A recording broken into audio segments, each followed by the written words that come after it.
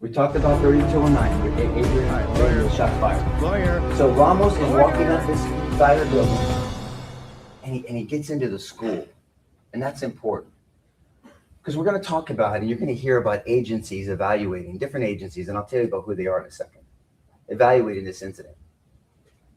And every one of them wonders why this school door is unlocked. This school door is unlocked. This school door is supposed to be locked. I get passionate because that school door should have been locked. And you're going to hear evidence that if there's anything that could have changed this incident, if that school door was locked, and it should have been. So he gets into the school at some point. This monster enters the school at 11:32:58. These gentlemen have been at this scene, these officers, long before that, on the west side, not the south side, with a long rifle, not a handgun, with cover because their car's there in a formation. So you're going to hear Saucedo shows up at the time he does, literally seconds after Mendoza. Mendoza thinks he's taking fire, but there's no evidence that Ramos shot that way. Zero evidence. They're not even going to try to assess that. Claim that. But still, Mendoza thinks, and he talks about, he describes it. He's getting behind the car. He's trying to get behind the engine block. Saucedo drives up and blocks him so he can cover his cover officer, which I understand that if it was really happening. Saucedo gets out with a rifle. Coronado shows up. Sarge, can I shoot? No response. Turns back, and they acknowledge he went into the building. There's an acknowledgement from these officers that he went into the building, but they didn't go to the building. And we're not trying to say blame them also. I'm just saying this is fluid. They think because of all these bailouts. Can I just tell you, we think the evidence is going to show, and we know it's going to show because the officers were thinking this. This is not Adrian. This is them right now. Mendoza, Saucedo, and Coronado. They couldn't even wrap their head around the fact that this potential could be a school shooting. They thought that this person with a gun was trying to get away from officers and was going to cross through the school to go out the east side of the building. That's what they thought. That's what you're going to hear them say. Let me tell you what's super important, because Bill told you, the government told you that Adrian is assessing the situation. You're going to hear about that. You're going to hear about observing, orienting yourself to the situation, deciding, then acting. It's called OODA loop, okay? You're going to hear about evidence like that. This is objective evidence, not anybody's opinion, because you're going to hear it yourself. At 11:32:59, 1 second after this monster got into the building, Adrian calls out, he should be on the west side, supposed to be wearing black. Why? Because Melody's with him, telling him information, and he's collecting data. He's heard shots. He doesn't know where that's coming from. Everybody thinks they're being shot at, including Melody, including these officers. And he does what his training tells him to do. Relay information. He's relaying information. He's not seeing anything. Nothing's been done in his presence. When they read out the indictment, nothing was done in his presence. He relays it. These times are critical, and we're going to humbly ask you to stay focused on these times. He's reporting as he's receiving information. Note what's going on where he believes he should be, near the teacher parking lot. He's already in the building, and then 22 seconds later, he is shooting into those classrooms. And then seconds later, he's in the classroom. Opportunity and ability. This is what it's going to play out to. I know when you speak in generalities, it's easy to make an accusation until you have to peel the onion back, until you have to come into specifics. And we've asked you guys, we asked you for your permission in jury selection if we could ask tough questions. And it's always tough to ask tough questions about a tough case and sensitive situations. That's why we ask you those specific questions. But we're going to do it because we have to. But this is what the evidence is going to show. And the government's going to have to stand up when this is all over and after you've heard all the evidence.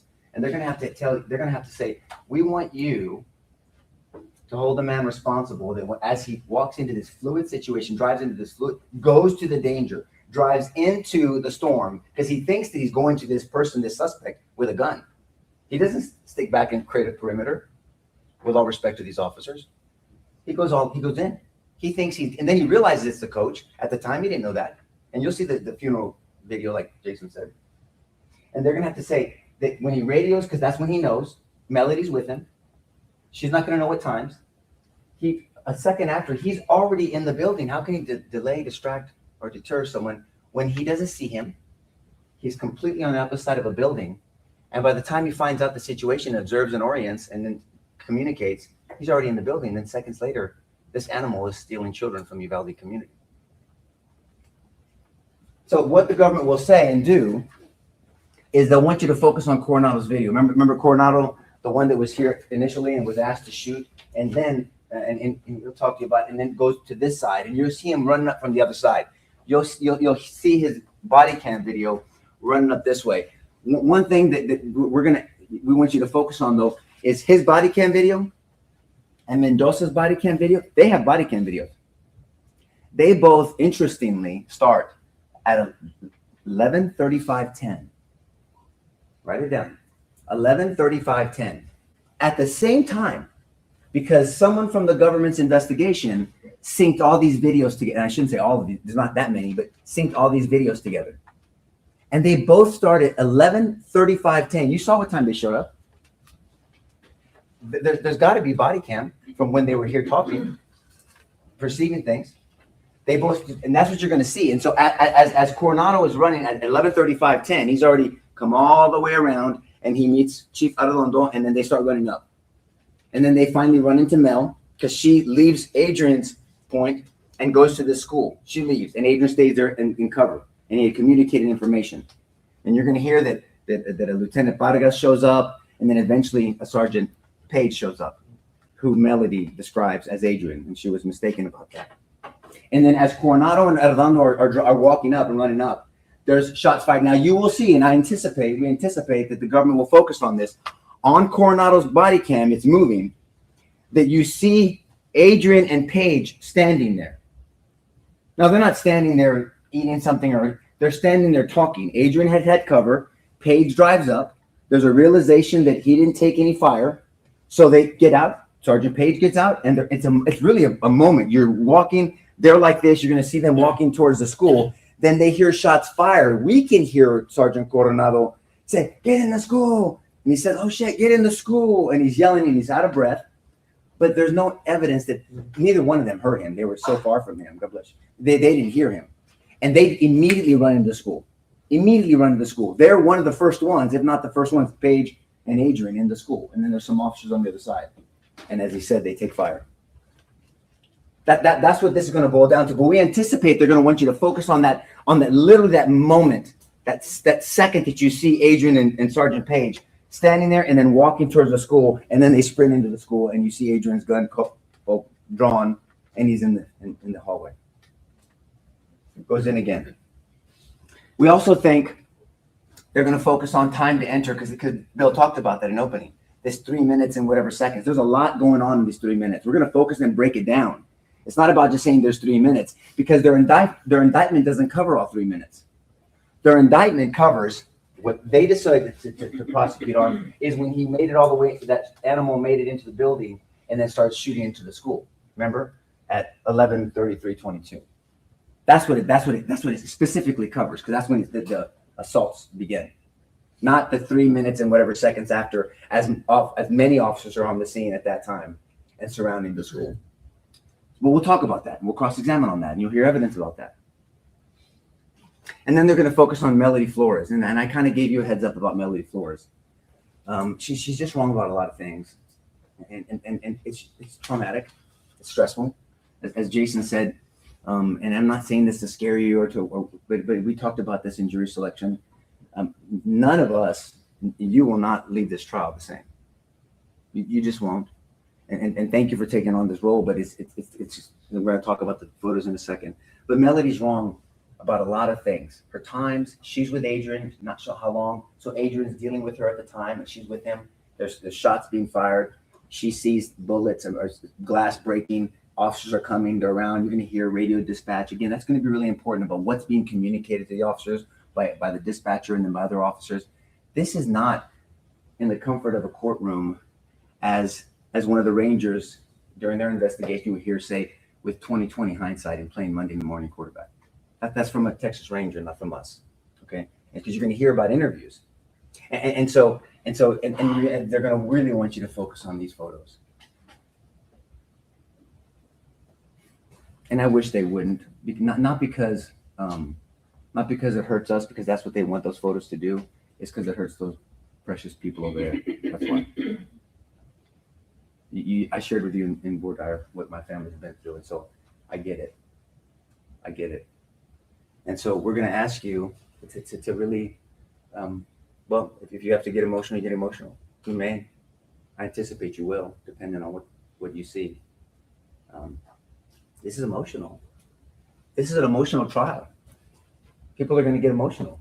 Bill's a good man. He got emotional. But we're going to ask you not to make a decision off emotion. Because that doesn't bring justice to anybody. But I do want you to focus on this. There were multiple agency investigations. Multiple. The DOJ did an investigation. Looked at all the evidence that the government's going to show you. There's not some secret evidence, with all due respect to them, that they're going to show you that the DOJ didn't see. Texas House of Representatives did an investigation. They had a committee. There's not new evidence going to be presented to you that they didn't see. This report has a lot of criticism to go around to the school. Really has to do with that door and other things, by the way. Radios that can't work inside, officer not assigned to the school, lockdown procedures that weren't followed, a lot of things, way to communicate, individual locks. The actual classroom, 111, wasn't locked. 111 wasn't locked. You'll hear some evidence of could it even be locked, and did they know about it, and what should have happened. You're also going to hear evidence of the Uvalde police policy from 2015, whether it's ever been replaced about how officers are supposed to respond. Should they wait for backup cover? Should they communicate? Should they observe? And training is going to matter in this case. And so we're going to ask you to stay focused. You're going to hear a lot of training. Again, totality of the circumstances of what Adrian I'm was going to experiencing. object to him talking about evidence. I mean, he's supposed to be doing an opening statement, outlining the evidence they're going to present. Right now, he's talking about third-party investigations. Those agencies did not have the full investigation of the Uvalde grand jury, and I think that unless he says that the evidence will show you that they're going to present about these third-party investigations, I think this is doing nothing but misleading the jury as to the evidence that they're going to hear in this case. I think that's right for cross-examination, Judge. All right, I'm going to overrule the objection. Once again, ladies and gentlemen, what the lawyers say in opening statement is not to be construed as evidence. They're summarizing what they believe the evidence will show. If the evidence doesn't show that, you can recall that. Thank you, Judge. You may proceed. Thank you, Your Honor. Department of Homeland Security reviewed evidence. City of Uvalde hired Mr. Prado, reviewed evidence. And what you'll see, Adrian fully cooperated every time. He wasn't in a corner hiding. He didn't hold information. He cooperated. He talked. He talked to investigators. He talked to the Rangers. He talked to whoever wanted to talk to him because he wanted to help. We're going to ask you to focus on what the evidence will show Adrian did. He took the call. He took the call to go to a school that he wasn't assigned to. He drove to the suspect into the storm, thinking that it was the person that had this gun walking towards the school. He gathered information the way his training told him to do. That's what you're going to see. You're supposed to gather information so you can let other officers know what's going on. He went into a building after relaying that information. One of the first to go in, as we talked about. He called SWAT because he was asked to call SWAT because those radios couldn't work in the building. Like Jason said, break. I can't break, meaning I can't dispatch, I can't communicate. So he goes outside to do that. Many officers are on the scene at that time. He stood perimeter because they didn't know if you watch on the east side, he's on the south side, there's a west side, other officers are inside by this time. And so he stood perimeter at the school. He tried to find out if class was even in session. He didn't even know if class was in session. They needed to find out. You're going to hear that the officers are there kids in the school? They didn't even know. There wasn't certainty that even kids were in the school. Remember, he's coming from a high school, they call it Mexican Park, right? That's the way they call it in Uvalde. And where many of the high schoolers were there. So are these kids even in the school? It's not his school. This is not where he patrols on a regular basis. And you're going to hear evidence he evacuated children. You're going to see it on Coronado's. They're breaking windows and they're getting kids out as now they're waiting for, you're going to hear Bortec. These are people that have rated shields. They can take a high-powered rifle because they were under-resourced. That community was under-resourced. They didn't have a shield, a rated shield for high power. You're going to hear that there's shields for handguns and then there's shields for high-powered rifles, and they were waiting for that. So he's evacuating children from other classrooms on the other side. And he's checking on Ruiz. You're going to hear about an officer, Ruben Ruiz, who he communicated with. Was tragic part of this. He's talking to his wife, and she's been injured. She passed. And Ruiz wanted to go inside. And so, and I love my wife. I mean, who wouldn't want to just go in there, you know? And they took his gun away from Officer Ruiz. And so, and Adrian kept going back and checking on him twice. He's doing all these things at the same time. Got the building plans because they were asking for it, because people didn't understand the layout of this building. He got that for them. And he ultimately secured the master key, because they needed the master key. And then you're going to hear some tactics about how you breach an outward swinging door versus an inward swinging door, and what is needed, and whether they had the equipment to do that. But the evidence will show they didn't. This is what Adrian did. I mean, the government wants to make it seem like he just sat there, you know. He didn't just sit there. He did what he could with what he knew at the time, and this was fluid and it was a dynamic situation. And we're going to ask you, and I don't know how you do it, and we all have to do it a different way, is to stay focused on this, because this is going to be emotional. And because we want justice, right? We talked about that. We talked about that our system works off of you and Lady Justice with a blindfold, and that's what we're going to ask you to do. Because evil is not rectified with injustice. Pure evil visited that precious community. It did. But it's not rectified with injustice. And so at the end of this trial, we're going to come back to you and humbly ask you to consider the law and the facts and properly apply them. And we're going to be requesting and asking for a verdict of not guilty. Thank you for your attention. Is anybody booking the rules? Yes, sir. All right, you know who your witnesses are. The rule has been invoked, so please instruct them and don't let them come into the courtroom, please, while the testimony is going on. Yes, sir. Ladies and gentlemen, I see some of you are taking notes, which is great. I'll instruct you at this time. If that assists you in concentrating on the evidence, please do it. But I will tell you, when you go back to deliberate, the bailiff's going to hold your notes, because if there's a conflict as to evidence, we rely on the official court record.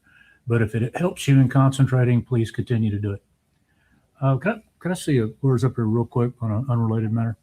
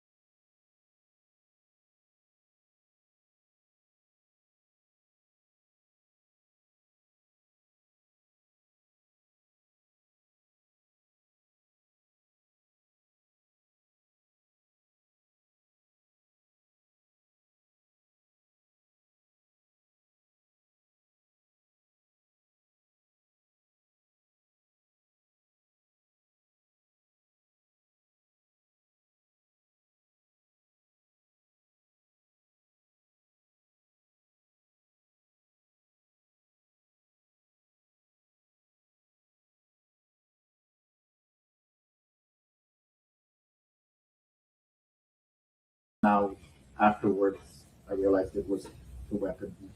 Okay. Thank you. You can have a seat.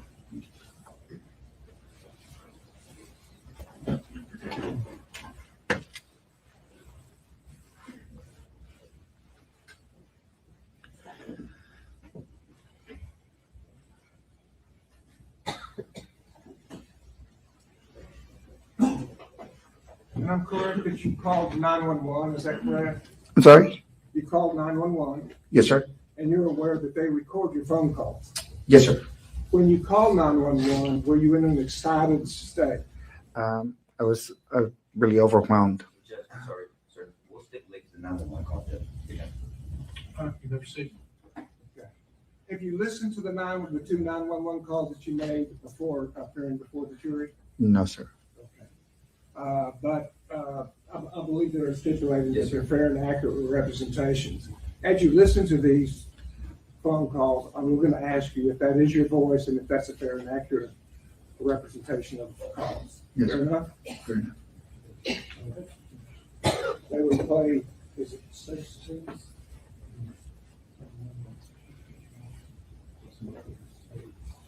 Yeah, I have.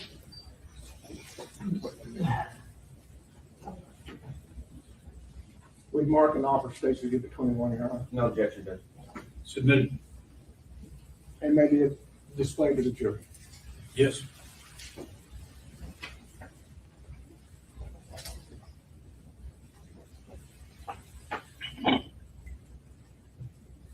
Uvalde County 911. Yes, ma'am. Somebody just had an accident over here. I know you're just. You mean, I didn't really?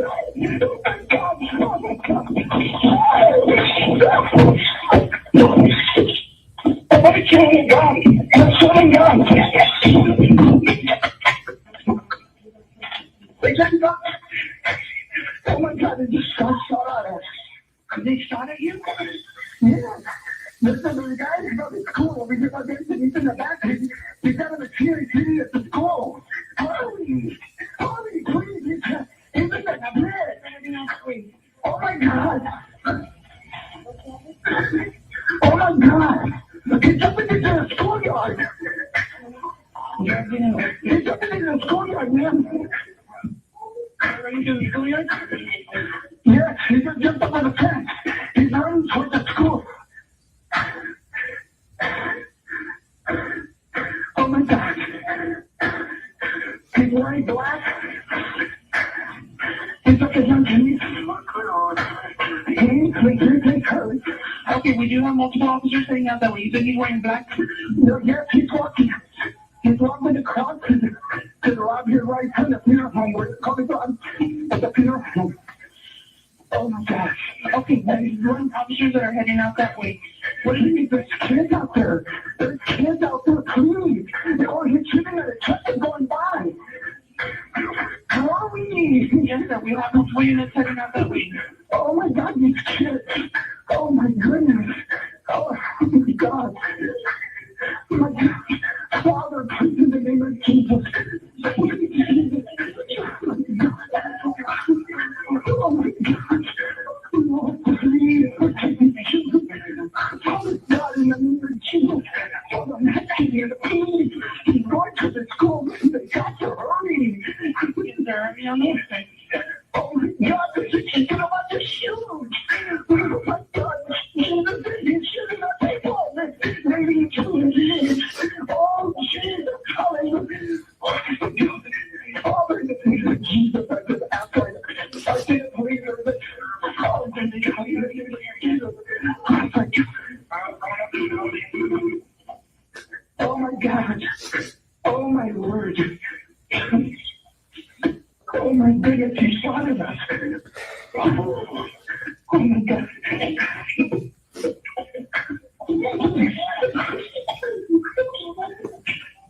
Excuse me. The Uvalde school is out there. Okay, so the dive officer there, I'm going to disconnect with you, okay? Okay. Sorry. Yes, sir. Thank you. Bye.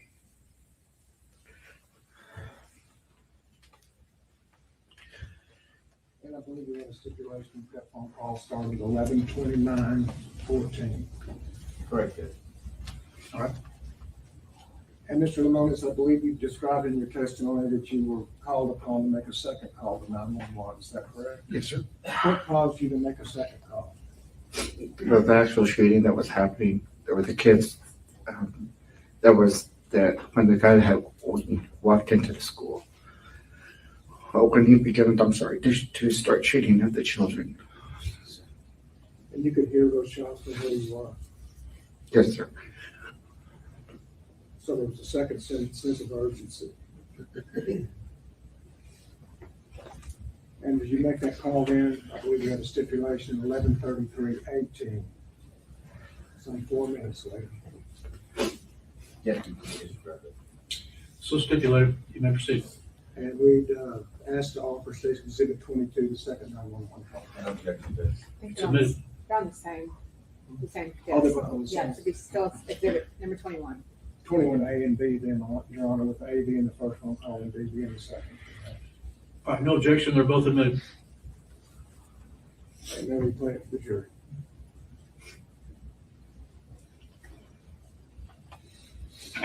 You gotta keep saying that they slow. Get it back, they slow. Okay, then we do have. You gotta answer the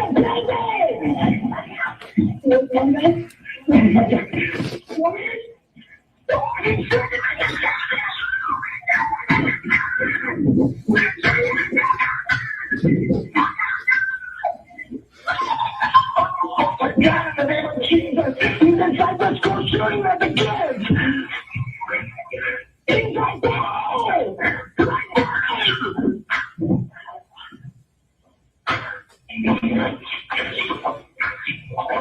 Oh my God, you understand the school?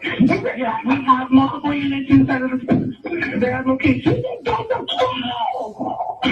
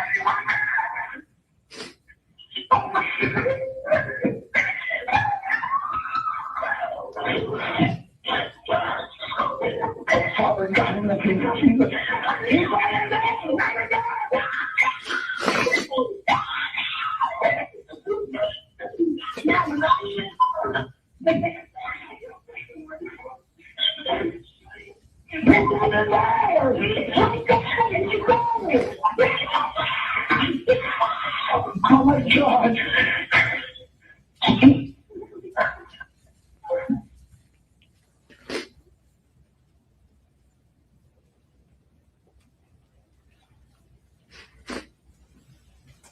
Are those two both accurate depictions of the 911 calls that you made? Yes, sir.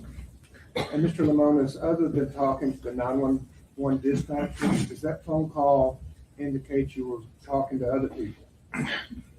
Who else were you talking to? I was talking to I think it was the first officer that responded. There was a Uvalde police officer, The police officers that the responded? first one. Okay. And, may I approach the witness? Yes, sir.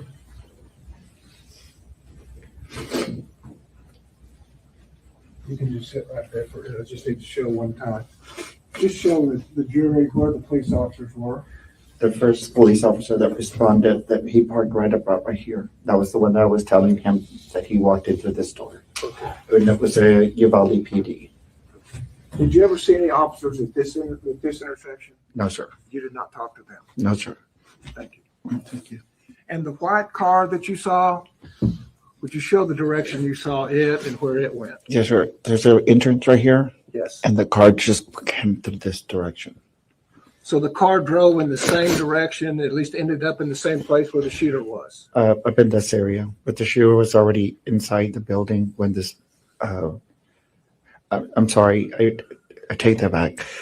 When the gunman was right here, if I recall correctly, it's when I saw a vehicle also pull by here, but they would not be able to see if whatever came through here. They wouldn't be able to see them because he was between two vehicles. So the parking lot was full of Yeah, vehicles? this car that came through here, I don't know who it was, but the car that came through here went fast.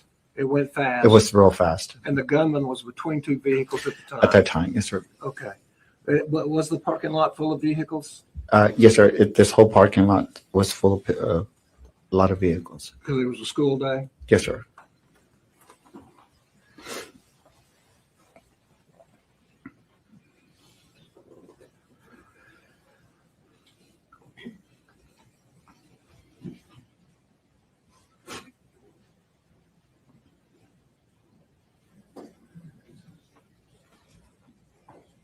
And Mr. Lamonis, let me also ask you, the funeral home, does it have video cameras on the funeral home? Yes, sir. And do those video cameras accurately depict the scenes both on the side of the funeral home as well as on the front of the funeral homes? Yes, sir. We stipulate to those, no objection. So we'll just kind of describe them for a second. Have you had a chance to look at those videos? Some of them. And do they accurately depict what you saw that day? Yes, sir. And so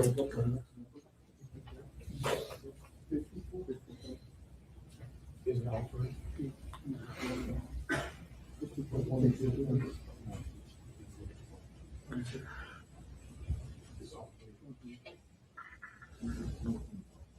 We'd offer at this time, Mark, an offer Stacy Exhibit 22, which is all three funeral home. No Yeah. objection. So all three of them, no objection. They're good. And they will You're gonna play publish those. it. And if you'll just kind of swing around, we're going to play those funeral homes on that video behind you.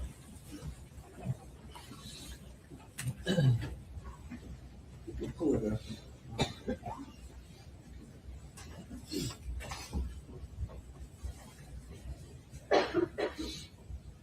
Okay, would you stop it?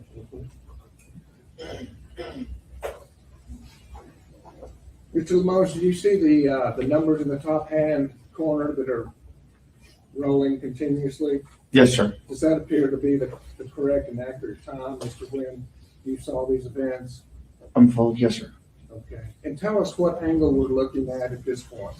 You're looking at the side parking lot of the vehicle as it's facing Robb School. It's on the entrance where the accident really happened. And where is the ditch where you saw the vehicle wreck? Yeah, I approached it. Yes. It's right here. This is the side, the front of the office is on this side. You'll see us walking through here to go across. Okay. And so what we're about to see then is that vehicle wreck, is that correct? Yes, sir. And does it also depict you coming out to check on it? Yes, sir. Okay.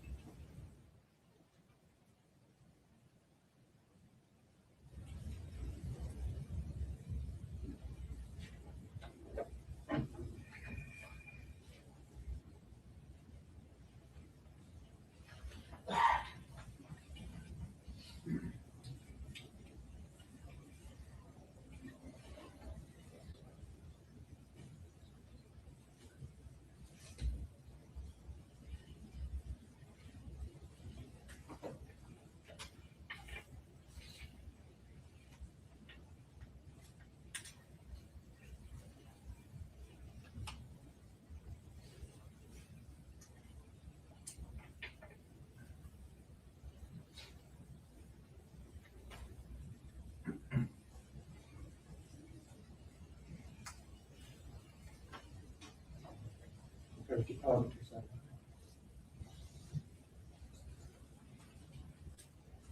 Mr. Leon, so I think what we're about to do is about to get to that point. I just wanted to point that out to you. We're just about 2 seconds from what, for the original order. Yes, sir. Thank you. Thank you.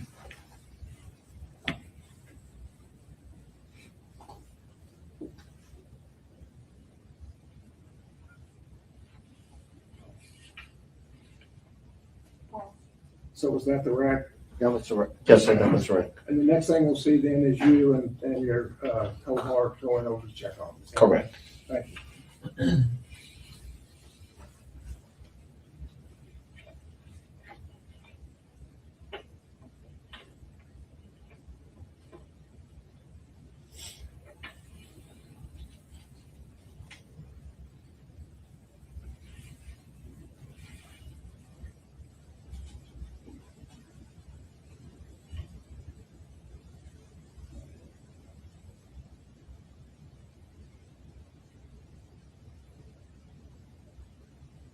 Okay, pause it. Okay, we have 11:29:05 on the counter. Do you see yourself on that video? Yes, sir. And would you point that out for the jury? That would be the first person on the right-hand side. You should be the person on the right-hand side? Yes, sir. Okay, thank you. Thank you.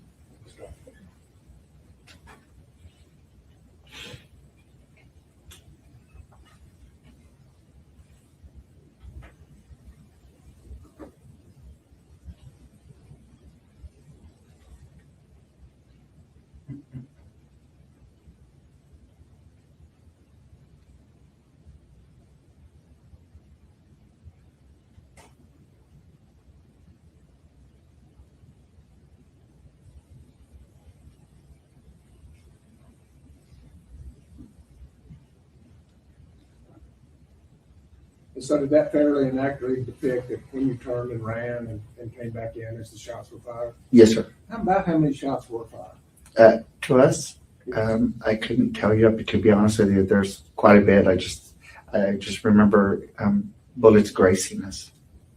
So it was more than one. Yes, sir. Absolutely. Thank you.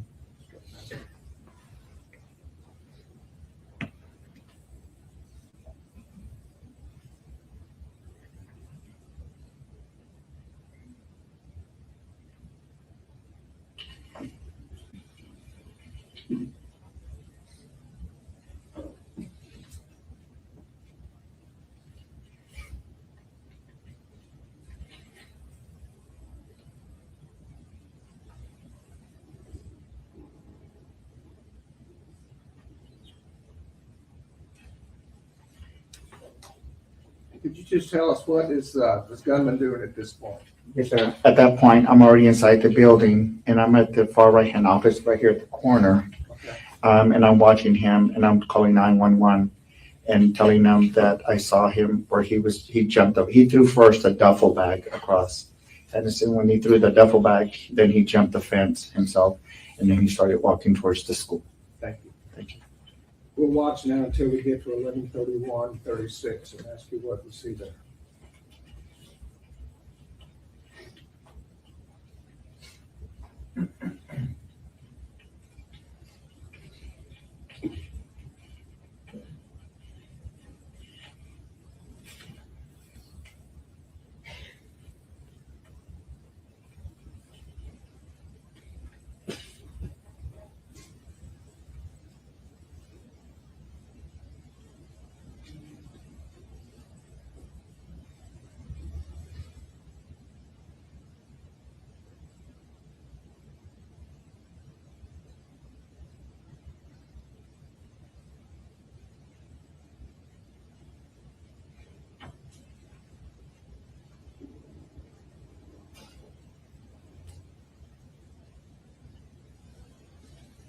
Stop.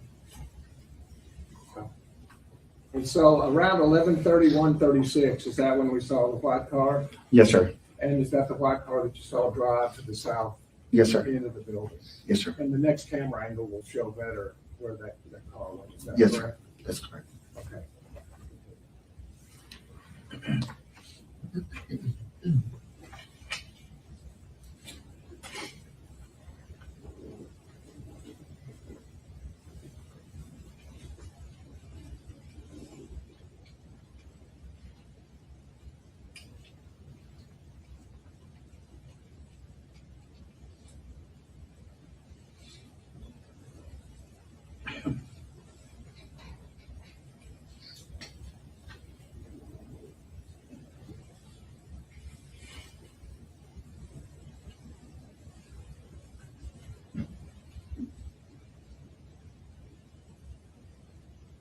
Okay, do we see other police cars arriving at this time? Yes, sir. I see them arriving over here at this sign. At that intersection? Yes, sir. Where the wreck happened? Yes, sir. Okay. And what is the time on the counter? 11:32:25. Thank you.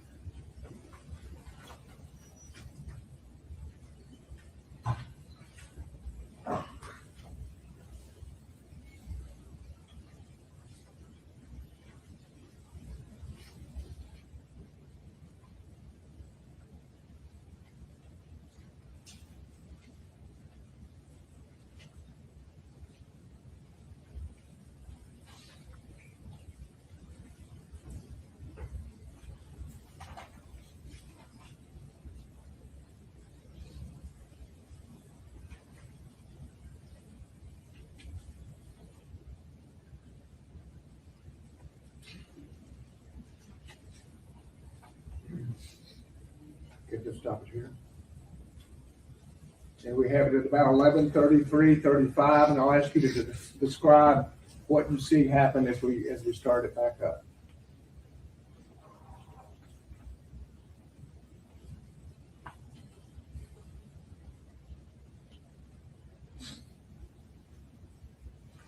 And honestly, I didn't know that the police officers were in that corner, because that's when I was with 911 calling, looking at towards the school. You were looking at the other direction. Yes, sir. Very well. Because that vehicle, because I'm like trying to figure out, okay, where, all I remember is a UPD officer showing up, and I didn't know they were stopped right there. You didn't actually see it, but do you have any reason to believe this wasn't accurately depicting the events as they occurred? Correct. Thank you. Okay. Start it back.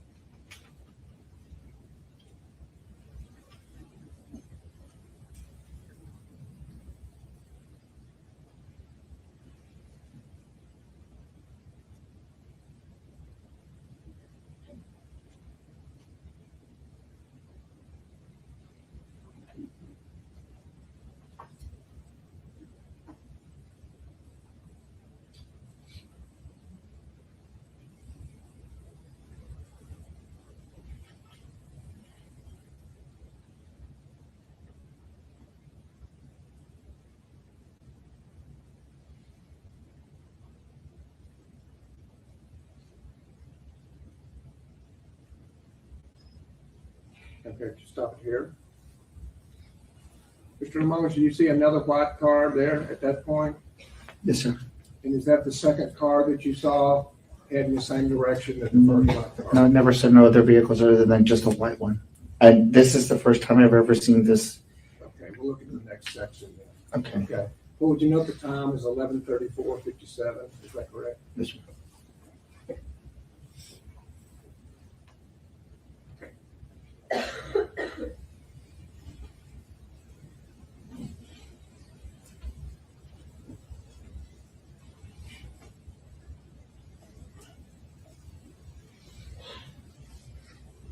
I think now we're going to move to a front angle, which may be a lot more closely aligned with what you actually saw. Yes, sir. Okay?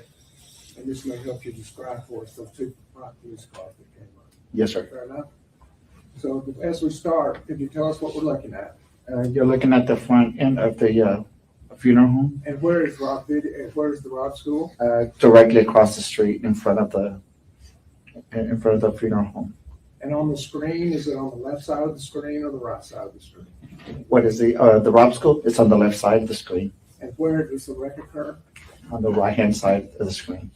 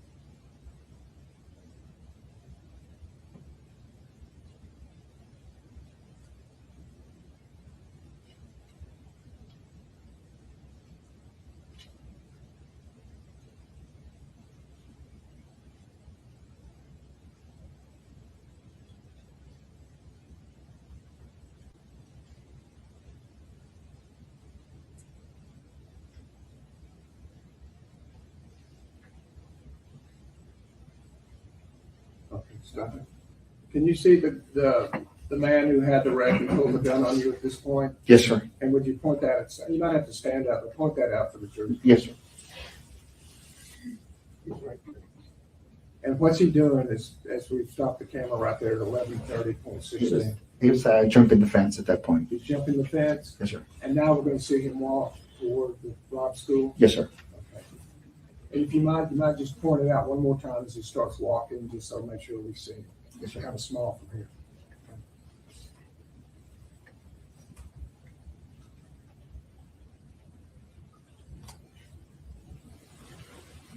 Yes, if you will. This is where he's walking right here. And then he does out of view for a little bit because there's a bush there. And he starts walking this direction. And that's where he's at. Okay. And now if you see, it's just a very dark garter walking across the school. ground. Yes, sir.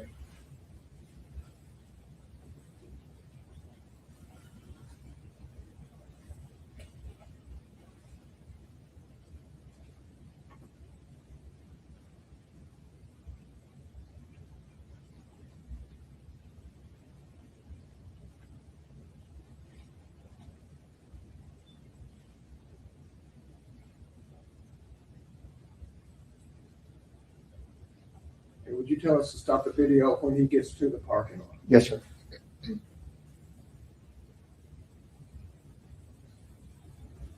Right there's where you're starting to step foot into the parking lot. 11:31, about 21 or 22.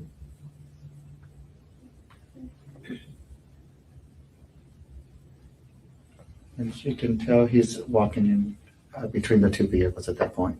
He's walking between the vehicles at 11:31, around 21 or 22. Is that correct?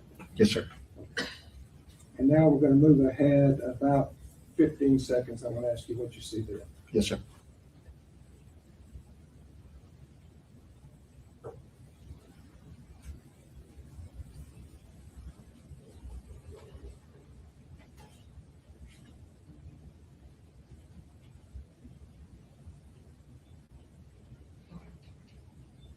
Well, I may have misjudged the time.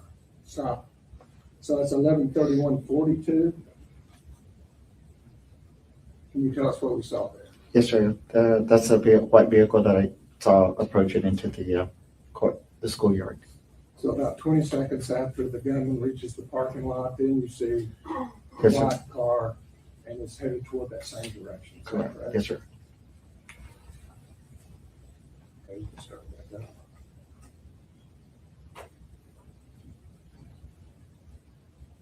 And you can stop it there. So around 11:31:50, he's out of sight, but he's close to that south side of that last. Yes, sir. At that when what I remember seeing is that the gentleman was between the two vehicles towards the front end of the vehicles, and that's when I saw the white vehicle that was going really fast that went right by him. So the gunman was still at the southwest side of the building. Yes, sir.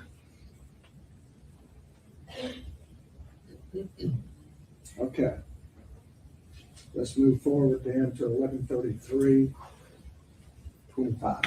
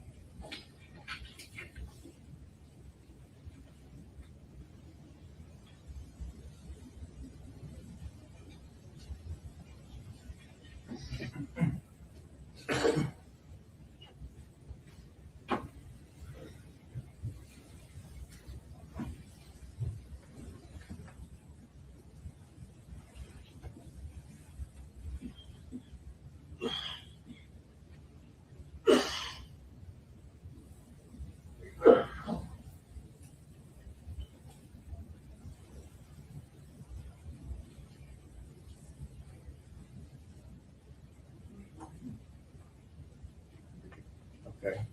You stop it. Around 11:33, did you see a police car then leaving and driving that direction? That direction, sir. Okay. I want to ask you, because it's quiet, y'all didn't pick up sound, is that correct? Correct. But during this whole period of time, from when you saw the first white police car at 11:31, 42, until the police car left at 11:33:25, what was going on at the school? That time there was that's when the shooting was happening outside. That's when he began to shoot the children at the pavilion first. That's what I was watching. Okay. So you were watching the gunman shooting children at the pavilion, Yes, sir. and then did you see what the shooter did after that? After he was shooting the children, I just saw the children, kind of all ran away from the school. And then I saw him walking towards the south end of the building, and then started at every window and just randomly would just get the gun and shoot inside the windows. And when he was shooting, that was after the white car had already gotten to the south end of the building. Yes, sir. And did you hear one or more than one shot? He was shooting at every window as he was walking down. So there was a lot more. I don't know how many windows there was there, but he was shooting at every window up until he got to the entry door. And did that give you concern? Absolutely.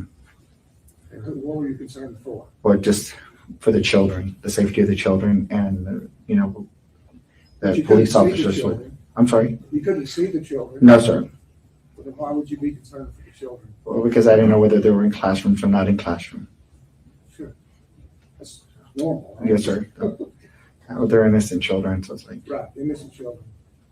And that's why we hear that energy in your voice when you call 911. Correct. Yes, You're sir. concerned for the kids. Yes, sir.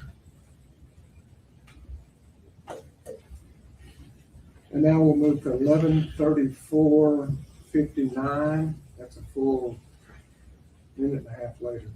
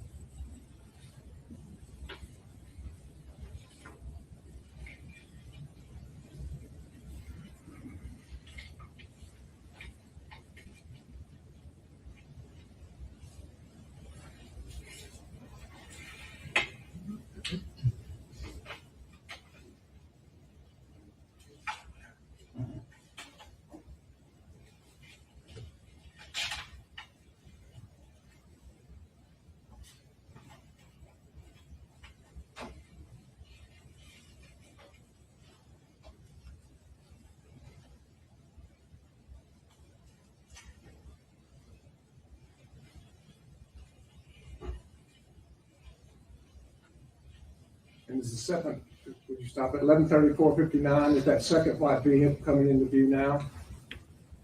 Yes, sir. Okay.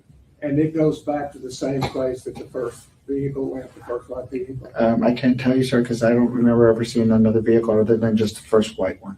Okay, very good. We'll run it ahead. Will you describe what you see this second white vehicle do? Yes, Will sir. you describe it as you watch it?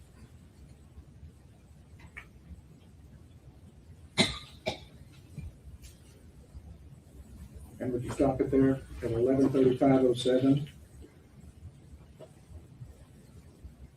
And he passed through a parking lot right where the shooter was originally from the beginning. Did he take the same path that that first vehicle took? From the looks of it, yes, sir.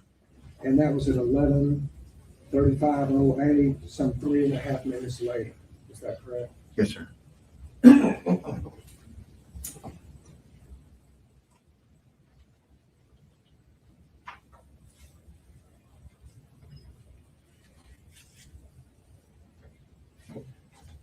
I'll pass the witness, Your Honor. Let's go ahead and break lunch. Okay. Go ladies and gentlemen, it's a little afternoon. What I'd like to ask the folks in the courtroom to do is we're going to excuse the jury and they're going to go with the bailiff to catch the elevators to have lunch so we can get them back by 1:15. So if you'll stay in the courtroom until the bailiff opens the door over there, we'll get them out first. Please remember my instructions, ladies and gentlemen. Please rise for the jury.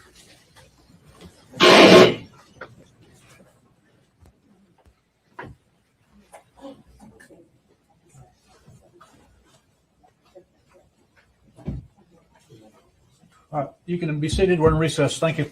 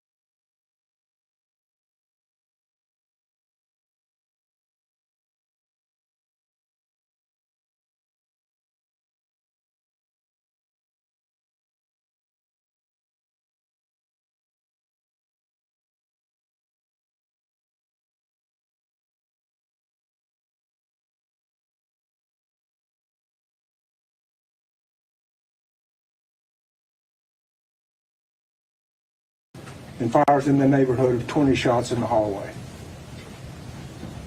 And Adrian Gonzales remains. The children in 111 and 112 are done as they're trained.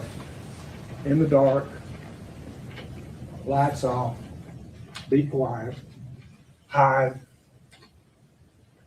and wait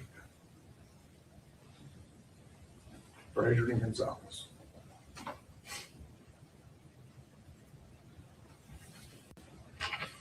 And the gunshots get near, and the slaughter begins. One of the shots penetrates the window going out of room 111. Melanie Flores is still urging Adrian Gonzales to go in. She sees the shot come through the window. Adrian Gonzales tells the police he sees the shot go through the window. Adrian Gonzales gets on the radio and says, "Guys, I think he's made it in the building." This isn't confusion. Adrian Gonzales remains. For the next minute and a half, about 60 shots go into children. And Adrian Gonzales remains. 3.5 minutes into this ordeal, while Adrian Gonzales is still standing out there, his boss shows up. Pete Arredondo, along with Sergeant Coronado. They're running up adjacent to another building, get about the same distance Adrian Gonzales is from the gunshots, and they hear the shots going off. And Coronado yells, what you would expect a police officer to yell. Shots fired, get in the building. 3.5 minutes later.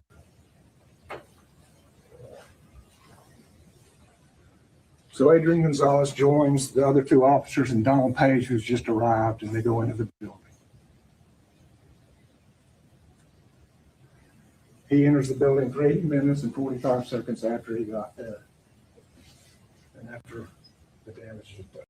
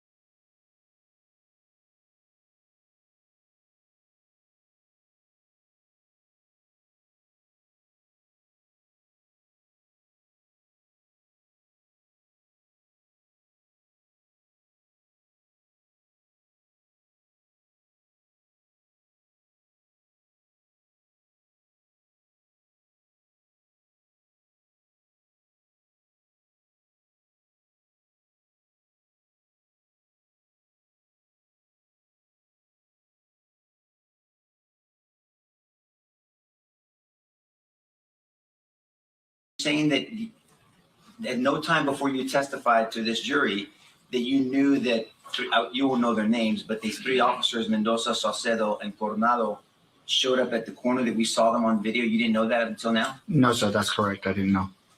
Have you met with the government before you testified today? Yes, sir. Who did you meet with? With Mr. Garza and Mr. Gardner.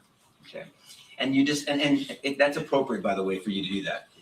But you discussed your testimony, correct? Yes, sir. And did you get a chance to review these videos and listen to the 911 tape? No, sir. Not entirely, no. So you saw that there were three other officers that arrived at the corner where the accident was. Today in the video, yes, sir.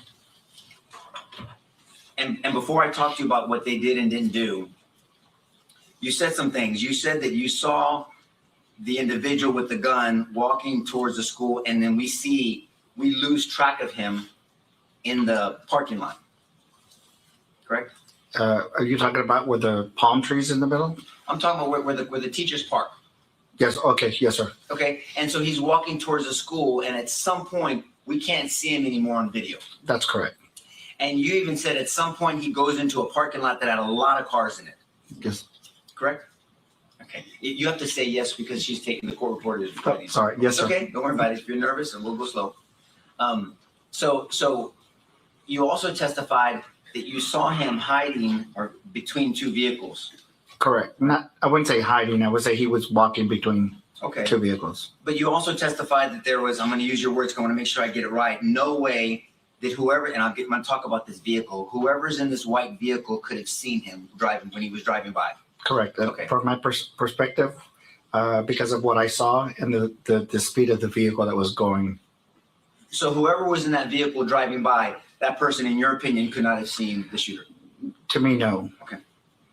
And you also said that whoever was driving that white vehicle was driving, your words were, real fast towards the back of the school. Correct.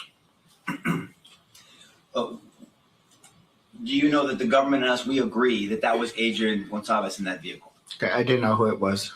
Did you know before you testified today? No, sir. Okay. Well, that was Adrian Gonzales in that vehicle. Okay. So Adrian Gonzales was driving really fast towards the school. Would you agree? Yes, sir. Now I want to direct your attention to those three officers that you just realized showed up to the scene. Okay? Yes, sir. Now you got a chance to see the video. You saw that those three officers stopped on that corner. Yes, sir. You also know that you were on the phone telling 911 the severity of the circumstance, correct? Correct. And you were sharing that information on 911 before those three officers showed up to that corner. That's correct. And you have no personal knowledge why those officers stopped there. No, sir, because again, I didn't see them. I guess my attention was facing the school so I can report it to 911. Did you ever see those officers get out of their vehicle? No, sir. I'm not going to ask you how long they stayed there because you didn't see them until today, right? Correct. Okay. But you saw in the video that at some point in time, those three officers did not follow Adrian on the campus. They drove away. Correct. And you saw in the video that they showed up not long after Adrian drove really fast towards the school. Correct.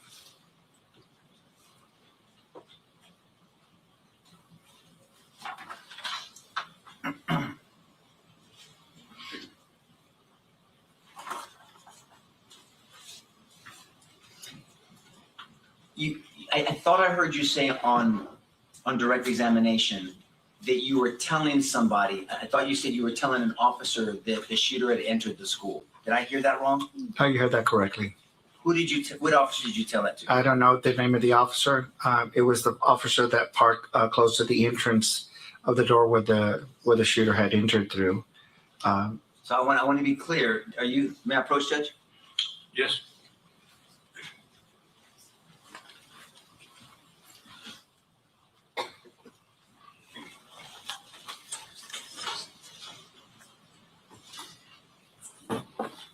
I'm going to use State's Exhibit. Is this one, Bill? Take one. Can you see this, sir? Yes, sir. Okay.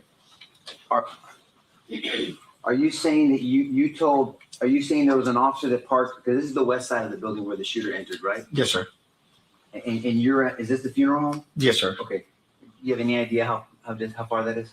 No, sir. Okay, that's fine. It's a decent distance. It's a just, yes, sir. I mean, But I was not in the, close to the door of the funeral home. I was closer towards the parking lot. I don't know if you saw in the video where I walked outside. So when I was doing a lot of the explaining, telling the officers where I was at, I was towards the middle of the parking lot. Your parking lot or The parking lot of the funeral home. So right here. Right about there, yes, So sir. this is, for the jury, this is Geraldine Street, correct? Correct. And this Geraldine Street, it goes, if this is north, east, west, south, kind of towards the northwest of the school, all the way north. Correct. Okay. And so is it fair to say, or you tell me, where were you standing? Were you standing maybe here? We're not there, a little bit further, more towards right about there, a little bit up. And so you're saying that there was an officer that stopped here? Not there. No, sir. Where did the officer stop? The officer, May he approach, Judge? Yes, the first police officer that I saw that was the Uvalde Police Department, he parked right here, and that's where I was at, because I was telling him that the shooter had gone through this door. So you're standing, okay.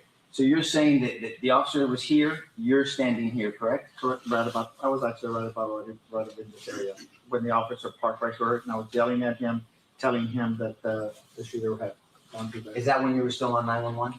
I think so. Okay, so do you have any time of the time frame of when that was? So unfortunately, I was not aware of any time.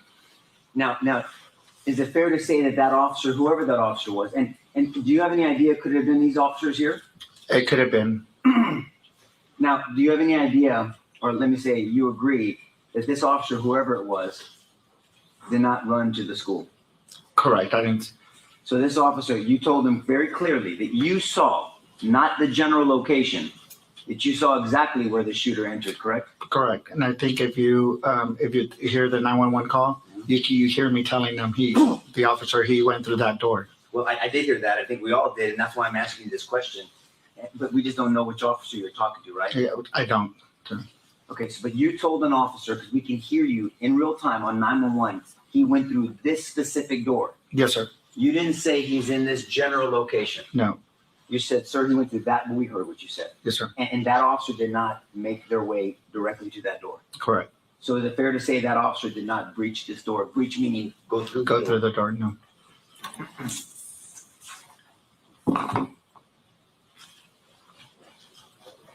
Did you get a chance to see where that officer went?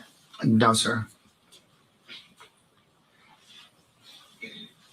But by this time, and this is fairly quickly, this time there's a number of officers there. That is correct.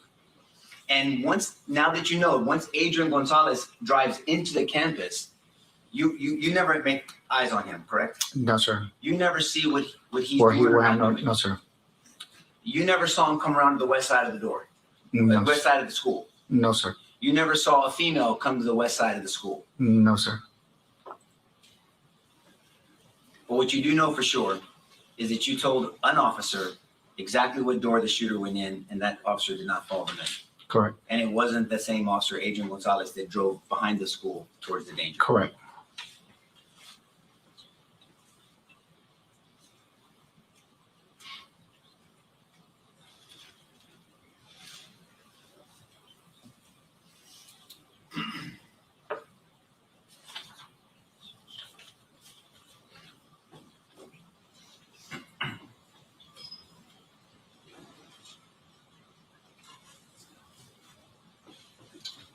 Thank you, Mr. Limones. Pass the witness, Judge. no other questions. Subject to recall either side? He's trying to be released, Judge. He can be released. Okay, sir, you are released from the subpoena. The rule has been invoked, so I'd ask you not to talk to anybody about the case until you're aware the trial is over with. But you're free to go, not subject to recall. Thank you. Thank you. Your next witness. Justin Shea.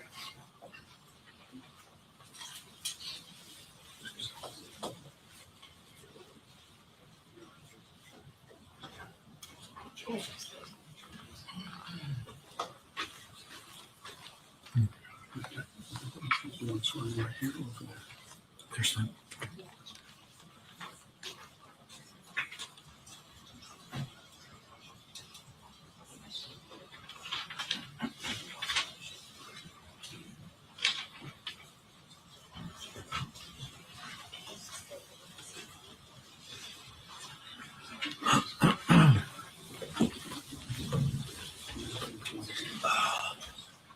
Good afternoon, sir. Would you raise your right hand, please? You do solemnly swear the evidence and the testimony given in this cause will be the truth, self you got. Yes, sir. Go ahead and have a seat. Make yourself comfortable. Adjust that microphone if you need to. Thanks, sir. You may proceed. Thank you, Ron. Would you introduce yourself to the jury, please? My name is Jason Shea, and I'm with the Texas Rangers And how long have you been in law enforcement?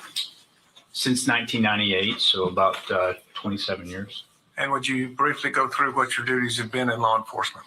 So in 1998, I graduated the DPS Training Academy, was assigned as to the Highway Patrol. I was in the Highway Patrol for about 8 years. Promoted and was a Highway Patrol Sergeant for about 7 years. And then in 2013, I promoted into the Texas Rangers. And about 3 years ago, I went into cold cases, and now I just promoted as a lieutenant, staff lieutenant with the Rangers in our cold case program. And what is a cold case? Definition of cold cases is there's not a set definition for it. So I was under a grant through the Department of Justice where we used advanced DNA testing to identify suspects in cases utilizing kinship testing and genealogy. Okay. Have you also done training in crime scene investigations? Yes. And would you explain what your training is? So initially it's through your basic DPS Texas Ranger crime scene investigation, from blood spatter to crime scene investigation photography. And have you conducted crime scene investigations? Yes. Few or many? Many. Okay. As you work with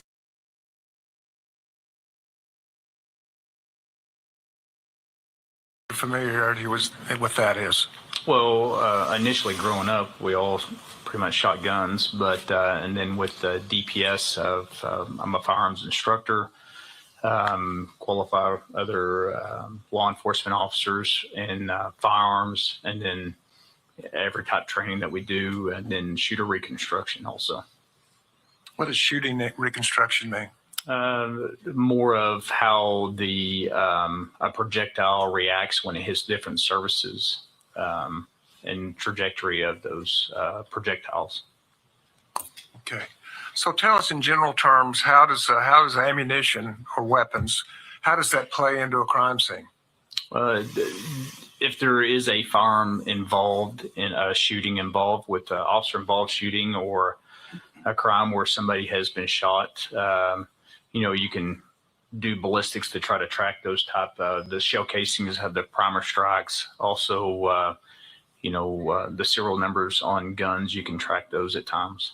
So as a result of that, have you also had to learn just the basic mechanics of how a bullet is fired and what happens inside a bullet when it is fired? Yes. Let's see. Hey, I'll approach you on it. Yes, sir.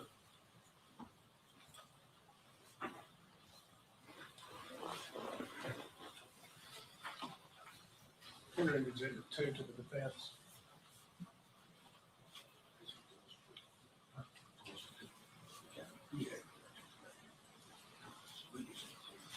We'd offer Exhibit 2 for the demonstrative purposes, Your Honor. Any objection? No objection, Your Honor. It's admitted for that purpose. And may the witness approach the Yes, sir. exhibit.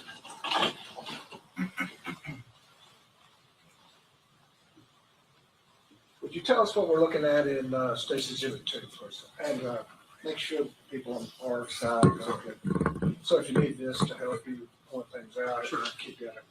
So basically, this is your bullet with your casing and your projectile. The back of the bullet where the primer or the firing pin strikes, which then enacts and creates some type of explosion that would impact the black powder that's inside, and then it projects, and that expansion of gas projects the bullet or So when we hear a shot go off, what are we hearing? you're hearing the expansion of the gas in there. And that's from the gunpowder igniting? Correct. Okay. And then the primer, would you explain to us what the primer is? That's just where the when it's placed inside the weapon, it strikes that which causes fire that does the gunpowder. Excuse me.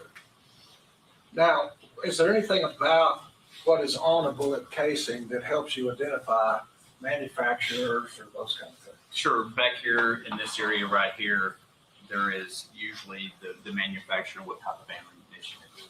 And is that sometimes helpful in a crime scene Sure. to track down who originally manufactured that? Yes. And can you compare it if there's more than one person firing a shot? Sure. And then you're going to look at the primer strikes and how that it is struck, and then how the casing goes through the barrel, or when it's put into the barrel, there's markings in the weapon. Each weapon is pretty much unique, and that's how they would be able to track that. And as far as manufacturing, then where do they print that? Back here, usually. And by looking at that, then you can tell if empty casings then. Sure, are like this one says manufactured. 9mm, so you would suspect that would be a 9mm. Okay. Now, when a bullet is fired, could you just demonstrate what happens to the parts of the bullet? Where do they go and what happens? Sure. This will stay inside the weapon itself until it's ejected from the weapon. Of course, this is the primer is part of that shell casing, and the part that comes out is this part up there. So the bullet or the projectile. Bullet or projectile is what you call it. That goes out and that does the damage. Correct. And the casing, does it matter what kind of weapon is being used as to where the casing goes? Yes. So a revolver that doesn't eject it would stay in there, and then a semi-automatic weapon would eject that. And what is a semi-automatic weapon? One that can shoot multiple rounds. Okay. And so what happens when a semi-automatic weapon is fired? It will, first of all, the bullet is in there. Once it's fired, it's ejected out to the side, usually. The mechanisms of the rifle itself will eject. Pulls it out, ejects it out, and then loads another one back in. And so is that one of the things you're looking for when you're looking at a crime scene? Sure, because if there's not any ejected shell casings, then it could be a revolver that's involved. And if there are ejected shell casings, that can tell you. More likely that it's a semi-automatic or that person dumped that ammunition out. And because the casing's there, can you also inspect it to see who manufactured it? Correct. Okay, thank you.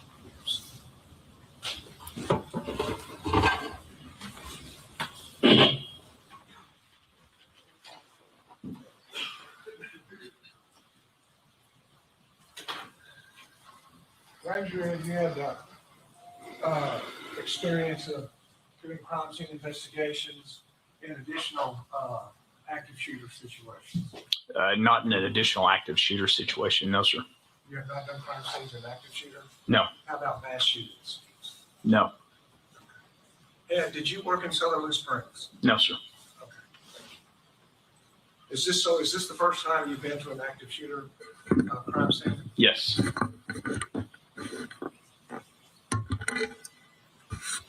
And how did you arrive at the scene?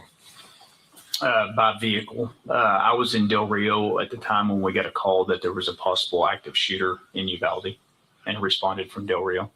And how far is Del Rio from Uvalde? A good distance. I was there on a deployment for the border operations, so I'm not familiar with that area. I actually followed some other individuals to that location. How long does it take you to get from Del Rio to Uvalde? I think it took us approximately about an hour to get there.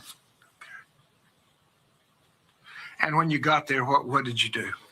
I had just finished a shift doing border operations, so I was actually in shorts and a t-shirt. I threw on my gear. I was parked down the street, and when I arrived, the street to get there to the school was blocked by vehicles.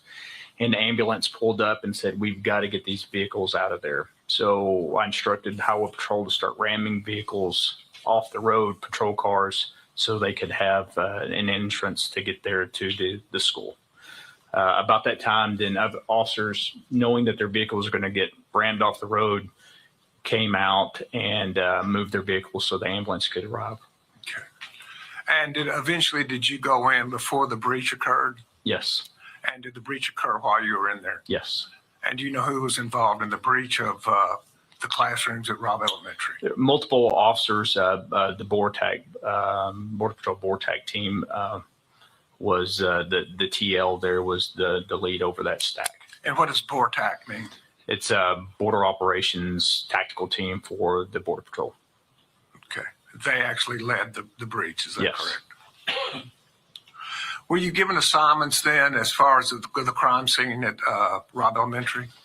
So being I guess the first ranger or one of the rangers that was on the scene, we cleared the crime scene to make sure everybody was out and nothing was contaminated at that point. That was secured. And then I was asked to, at some point, to go photograph the vehicle that the suspect had been involved in with his accident before he made entry into the school. And did you photograph Yes. the crime scene?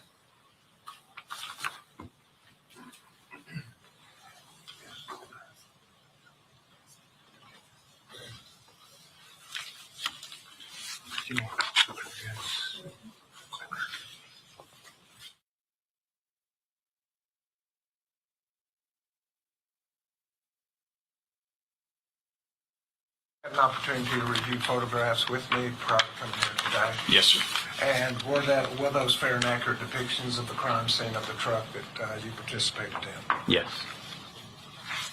State tenders exhibits 50 through 84 to the defense and as offered into evidence.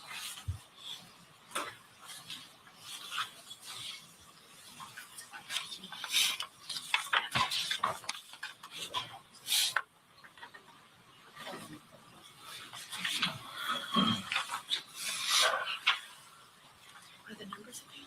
50? 50 to 84 is what I meant.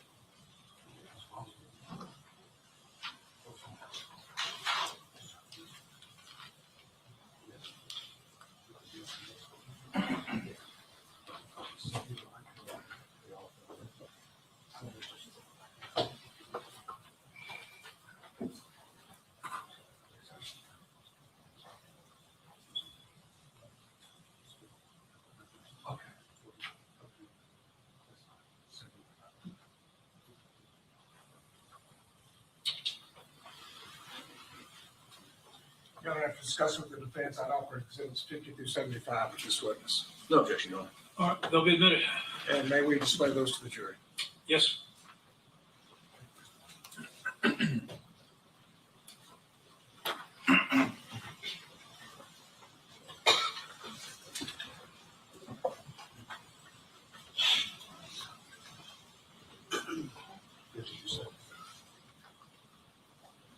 Okay, Ranger, looking first.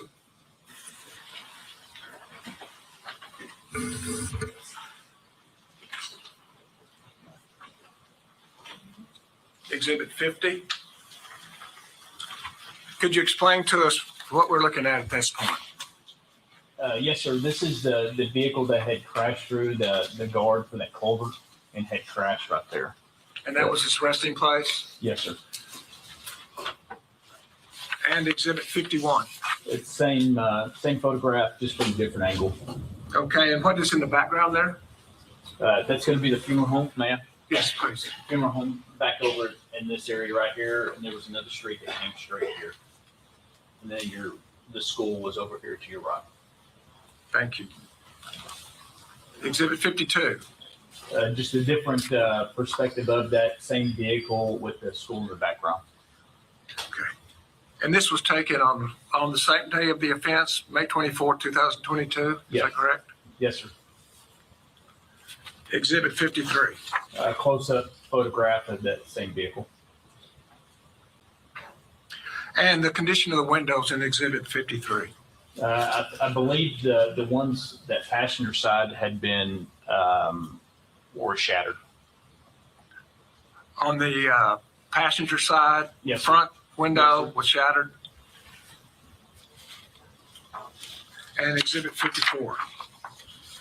Just some of the barriers, and then some projectiles or shell casings or bullets, however you want to call it, there by the fence. And would you point those out because they're kind of small there? Yes. And had those bullets been fired? No, sir. So they were still live rounds? Correct. And when you say a barrier, is that another name for a fence? Yeah, so you had your fence over here, but you had the barriers from, I believe, from where he had struck that barrier when he entered in that culvert. Oh, the way the culvert comes down? Yes, sir. I believe so. Thank you. And State's Exhibit 55.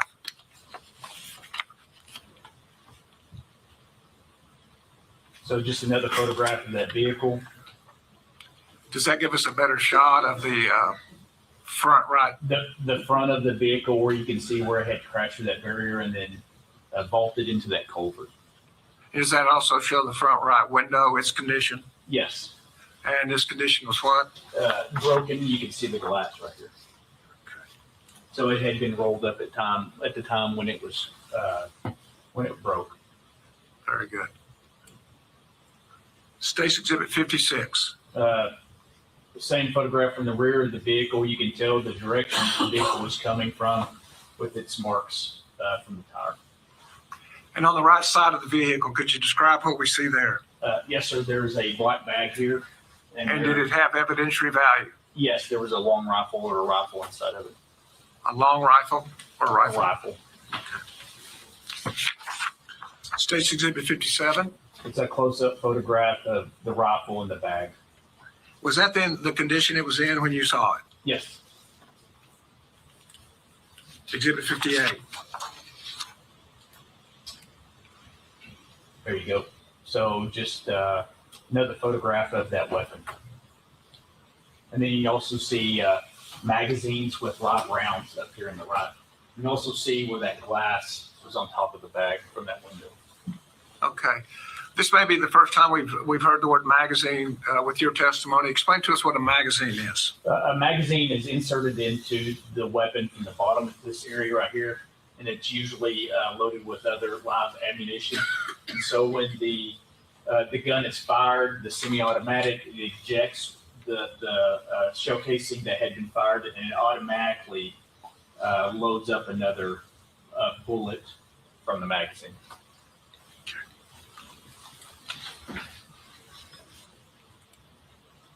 Exhibit 59. So once we opened up that bag, we laid out all the magazines that were there. and photograph that. And how many cartridges does one of those magazines hold? Usually anywhere 28 to 30. 20 to 30 rounds. So 20 or 30 rounds can be fired without the gun being reloaded. Correct. It loads itself. Yes, sir. And then what does it take to reload the weapon? You have to eject a magazine and insert another magazine. And about how long does that take? Depends on how proficient somebody is. It can take seconds. Just seconds, a matter of seconds? Yes, sir. Thank you. And number 60. Just a photograph of those magazines with live cartridges in there. So does that indicate the magazines were full? Or had been loaded. Yes, sir. And how many magazines are depicted there? 6. Thank you. Exhibit 61. Open the door of that passenger side and photograph the inside of the vehicle. And on the passenger seat, is there a magazine there also? Yes, sir. Right. That had rounds inside of it. And it had rounds in it also? Yes, sir. States Exhibit 62. Another magazine with live rounds inside of it. That was in the floorboard. Front floorboard? Yes, sir. Of the passenger side. Thank you. 63. Looks like it's the same photograph. So we had emptied out or looked for identification to see who had insurance on the vehicle or if the vehicle was registered to someone. And so we placed those out by that cell phone that's located right here. And that same magazine that's with the live rounds just to see who the owner of the vehicle was or potential. And did you activate that magazine to aid you and assist you as to whose telephone that was? Can you repeat that question? Did you activate the phone or did the phone activate?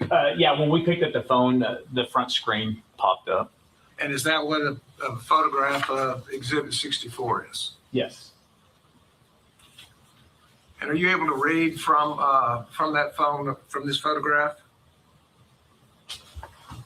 Yes, I am. And could you repeat what you read on the top It's an line, please? Instagram post from an individual, Ella Packer 69. Yeah, they killed them and he killed his grandma. He shot her 24 times. He's going to hell. Okay. Then there was just another Instagram, somebody's following you, a TikTok, somebody liked the video, somebody took a screenshot, Apple News, and then somebody appeared to try to call this individual. Thank you. Did you see the gunman that day, or did you ever see a photograph of him? No. Okay, so you can't tell us whether or not this was the gunman? No. You can just say this was the car in which there was an automatic weapon found just outside. Yes. Thank you. Stacy Exhibit 65. So the back passenger view photograph inside, there's a little blood right here on the seat. Appeared there might have been some blood on the center console, and then another magazine with live ammunition inside of it. Also you can see that the airbags had deployed on the driver's steering column. And what causes an airbag to deploy? An impact to the front of the vehicle, Okay. which is consistent with what we saw. Fair enough. 66. Couple more magazines. So I'd already pointed out one of them. There's 3 more there. The tire iron and a couple other items. So we had 6 outside, and these are additional magazines? So six outside, 2 in the front that we saw, and then there's another 4, and then I think there's another one in the back seat. So it's 12, 13 at this time. Holding the capacity of 20 or 30 rounds or somewhere in between. Yes, sir. Exhibit 67.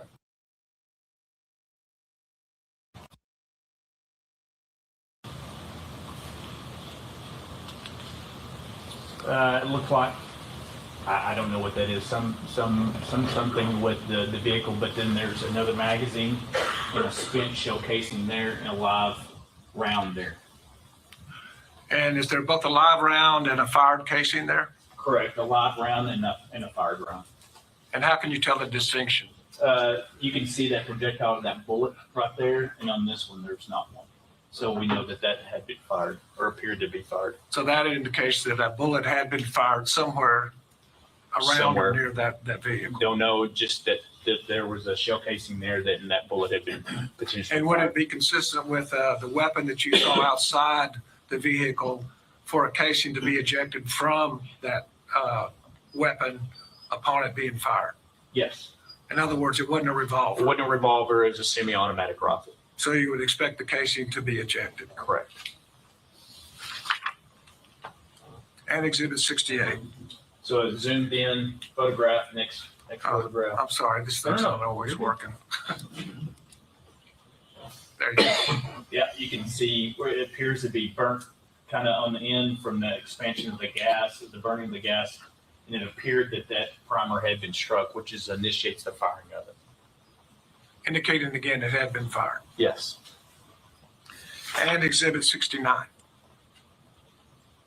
A live shell casing, you can see that the bullet is still there. The bullet on the end indicates it has not been fired. Correct. Exhibit 70. I looked at that seat and you could see where there was a jack there from the vehicle. And in the door facing of the back seat, is there any evidentiary value there? Yes, there's a spent shell casing right there. And you say spent, once again, that means it was fired? Excuse me. And Exhibit 71. A zoomed in photograph of that one.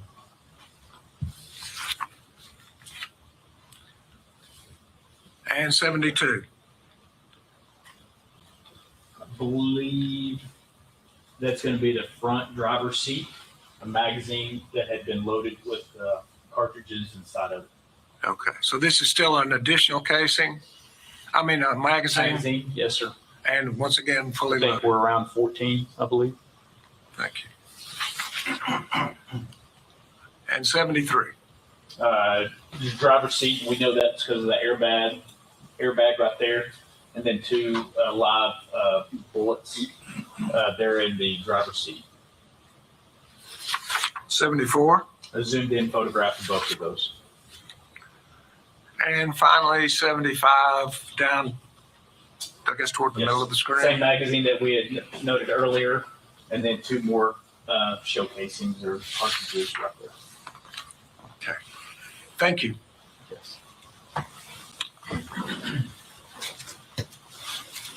When we talk about weapons and ammunition, what does the word caliber mean to you? It's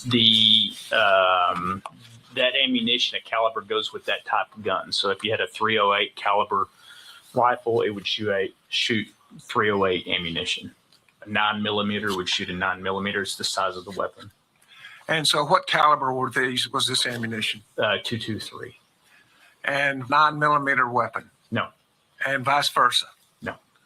And so if you find .223 casings, the indication is it was fired from a .223 weapon? Correct. And by the same token, if you find a 9mm casing, it indicates that it was fired by a 9mm weapon. If it was spent or had been fired, then yes, it would have been shot from a 9mm. And once again, that would be if it was a semi-automatic that ejected the casing as opposed to a revolver. Correct.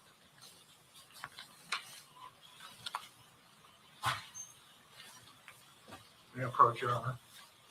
Yes, sir. Stacy's Exhibit 12, if you'll just take a quick look at that. Yeah. Yes. You testified that you found 2 live casings in the truck that you did the search on. Does that appear to be the same? Two live? Fired casings? Yes. If I'm correct in that. Yes, sir. These would be fired casings. Thank you. The state offers Exhibit 12.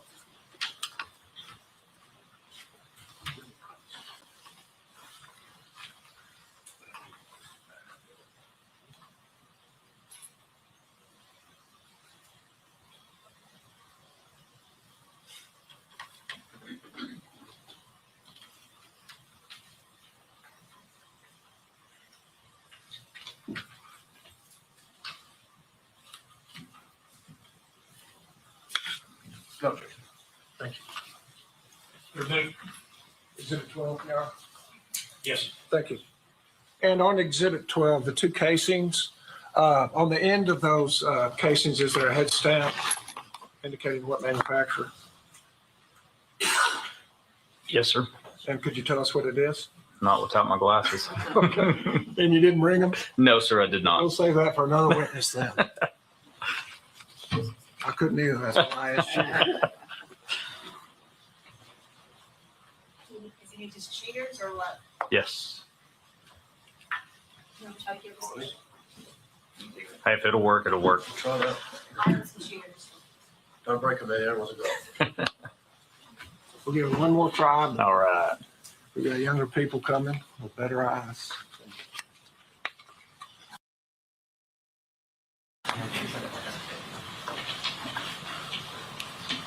No, I can't. Okay, fair enough. I can't. I'm sorry. That's all right, not a problem. I appreciate it. Right by your booth. Thank you. Yeah, well, let's try these. Keep track.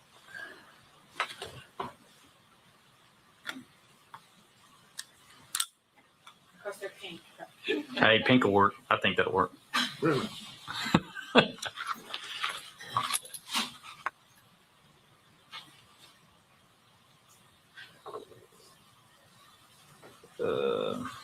Says LC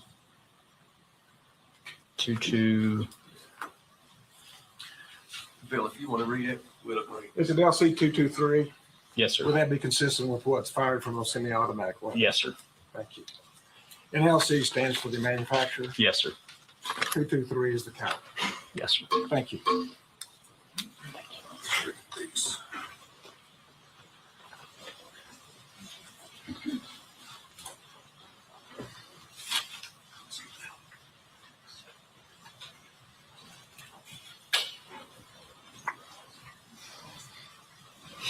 Pass the witness. Please. Good afternoon, Ranger. How are you, sir? I'm good. How you doing? I'm good. I wasn't expecting that accent. No, I know. I'm sorry about that. So, so my name's Gary Gilling. We've not met before.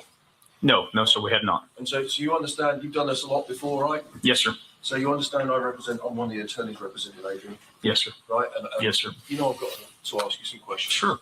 And you testified loads of times. A couple of times. Yes, sir. A couple of times. So I'm not going to ask you anything you haven't been asked before. So if I tend to speak too fast, so if I do, you just tell me to slow down. And if you need me to repeat something, go again. Sounds good. Thanks, sir. And so I wanted to, let's go back to the beginning of your testimony. So do I address you as Ranger or Lieutenant? Just to start off with. Whatever's good with you or Jason. That's just fine. So if I just call you Ranger, is that good enough? Is that That's respectful enough? Yes, sir. All right. Okay, so Ranger, I want to talk to you a bit about your training experience because did you say you've been in law enforcement since 1998? Yes, sir. Well, thank you for your service. We appreciate you. So that's a lot of experience. A little bit. Yes, sir. Yeah, I mean, so you and look, I mean, I wrote some of it down. You've done a lot of things. You've been you're a crime scene investigator, right? Yes, sir. You've been a firearms instructor. Are you still a firearms instructor? Yes, sir. So how long have you been doing that? Since probably 2002. So you've been doing that. A little bit of time. Yes, sir. That's 23 years, 24 years now, right? Yes, sir. Nearly a quarter of a century. So you've got a lot of experience in the world of firearms and instruction in firearms.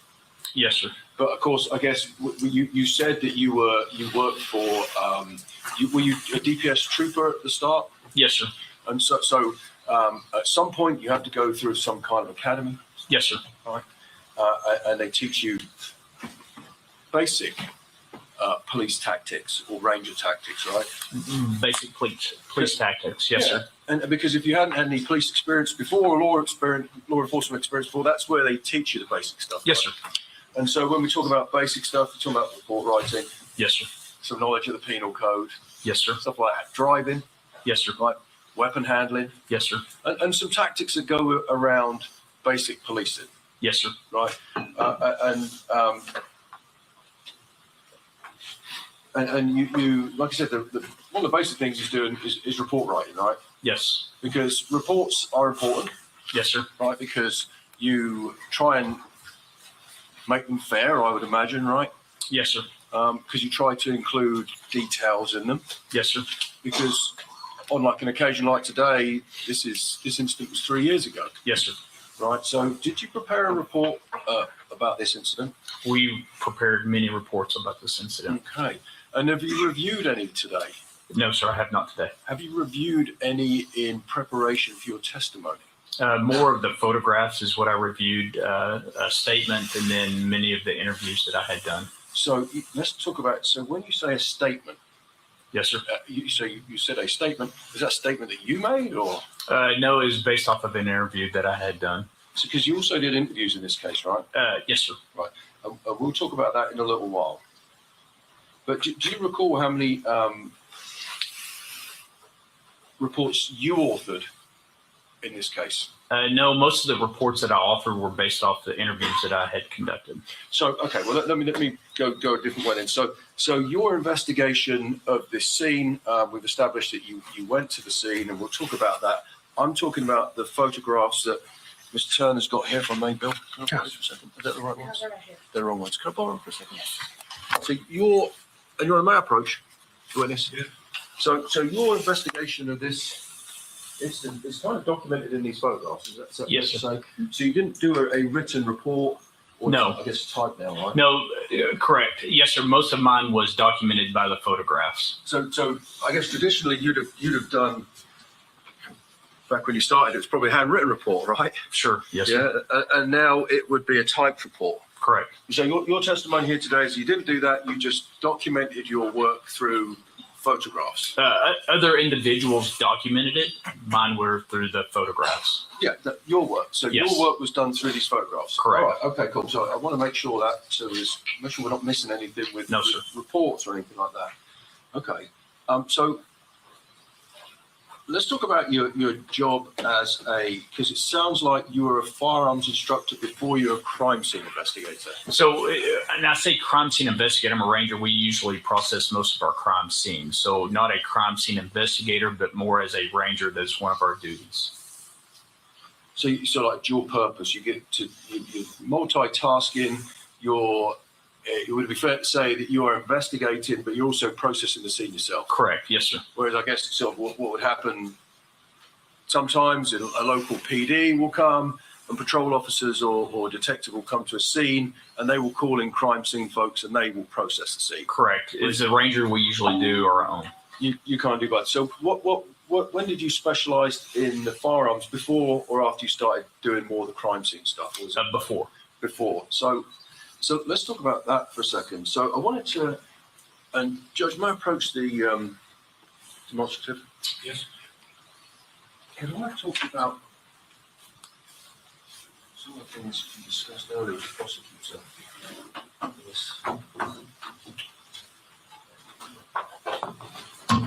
And this demonstrative that you used earlier, can you see that there? Can you see that there? Yes, sir. Yeah, okay, cool. So this round here on this demonstrative, I think it states 2, right? This I'm on the left here. I'm indicating on the left. We'll move it so the court reporter can see it. That's what we're talking about. So this would indicate this is a hugely magnified diagram. Yes, sir. This isn't a real projectile or round of ammunition, is it? No. It's a diagram. Yes, right? sir. But on the bottom here, the end of the round, the cap, if you call it right, it says 9mm. Correct. Right, and that would indicate a round or a projectile that gets fired from a smaller weapon, a handheld weapon. Correct. Yes, Right? sir. Because I don't want you to show me, but you're probably armed today, Yes, sir. right? And what kind of sidearm do you carry? 357. 357, and that is It's a little bit larger than what this would be. so that's what I was going. It's a self-loading pistol, Yes, sir. right? But that's you wear it up on your hip, Yes, sir. right? And so that's probably the only weapon you're wearing right now. Correct. But if you address tactically, that would be your secondary, Correct. right? So that would be your backup weapon, Correct. right? And your primary weapon would be a long arm. If I had a long arm at that time, yes, sir. If you were doing any kind of tactical work, and the idea of that is you can shoot longer with that, Correct. right? And it's more accurate. Yes. And if that fails, you ditch it and you go for your secondary, Correct. which is your pistol on the hip. Yes, So sir.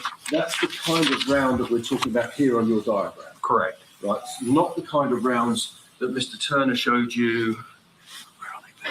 Put them on.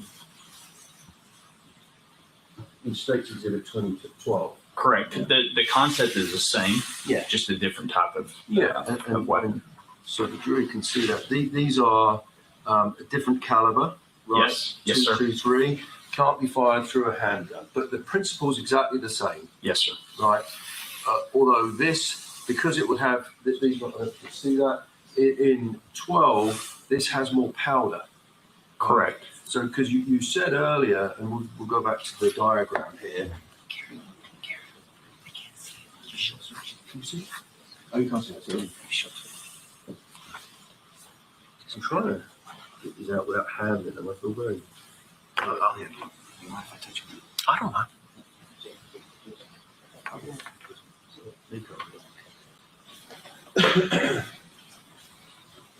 So Nico's going to show the jury the rounds there. So you'd agree, I guess, these are longer than a normal 9mm round, which is what's portrayed here. Correct. So Yes, sir. that round is fired out of a longer barreled weapon. Yes, sir. Like I say, a round of ammunition. Correct. Because that right now is a cartridge. So this is a round of ammunition, Yes, sir. right? This thing here is a projectile. Yes, sir. Like the bit on the end. This primer gets struck by the firing pin, Yes, sir. right? You pull the trigger, the spring squeezes, eventually the firing pin goes forward and it strikes this pin. Correct. And you quite rightly said people think it creates an explosion. Yes. And it's really like a very fast burn, Yes. right? Correct. And And that's what ignites the gunpowder. ignites the gunpowder in this cartridge and forces the projectile out of the barrel, Correct. right? And so this cartridge is the thing that carries the charge or the powder. Correct. The longer the charge or the cartridge, the faster it travels. Should be. And Yes. if you add that to a barrel, which makes it spin, it's even more deadly, right? That projectile Correct. is More even deadly. accurate. Yes, sir. More accurate. It can travel faster and it can travel further distances. Yes, sir. So that round there is now potentially in the right weapon is much more dangerous than a round fired out of like a 9mm weapon. It's going to be more powerful. More Yes, sir. powerful, so therefore more dangerous. More power equals more velocity. Correct. More velocity equals more speed. Yes. More speed means more danger, Potentially. Yes, sir. right? Potentially. So, and then what happens with these is that the round gets fired and the projectile gets thrown out the end of the barrel, right? Gets pushed, spirals down the barrel, and then goes towards its target. Correct. Okay, and then the weapon recycles. Yes, sir. So the weapon will cycle, the receiver or some of the action will go forward, then come backwards on itself. Correct. And that's what throws the ejected cartridge out. Correct. So just want to clear that up. So it throws, and depending on the ejector that's inside the weapon itself, that depends where that cartridge goes, right?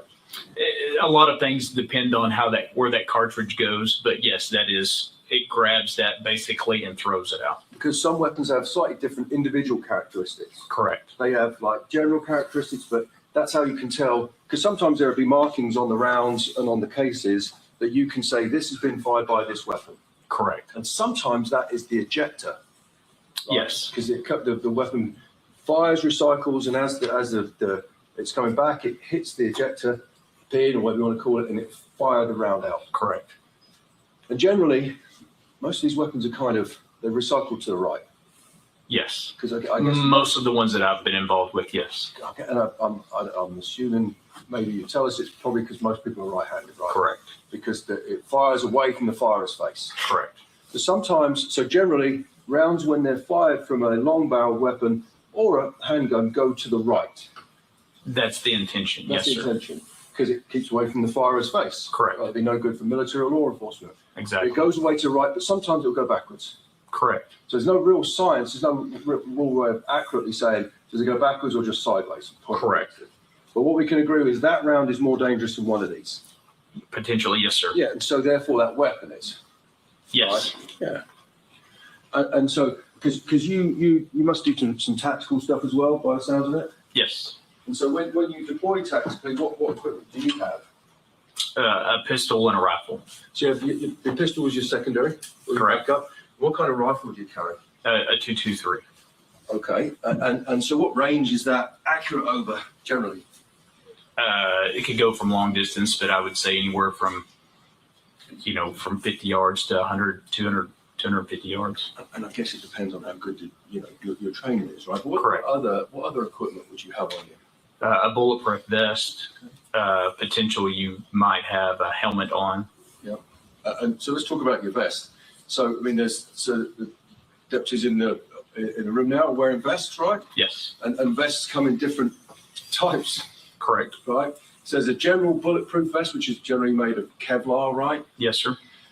And I guess they are mostly rated against probably stab proof and smaller rounds.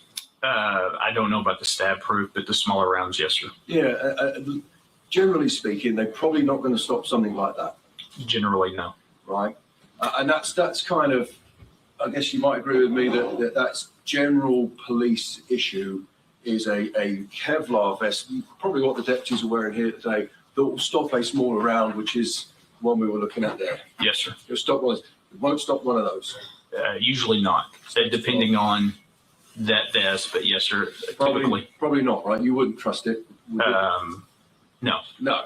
And so in order to do that, you need to put something inside the vest, right? Yes, It's normally a Kevlar plate. a plate. So you'd probably take your body armor off.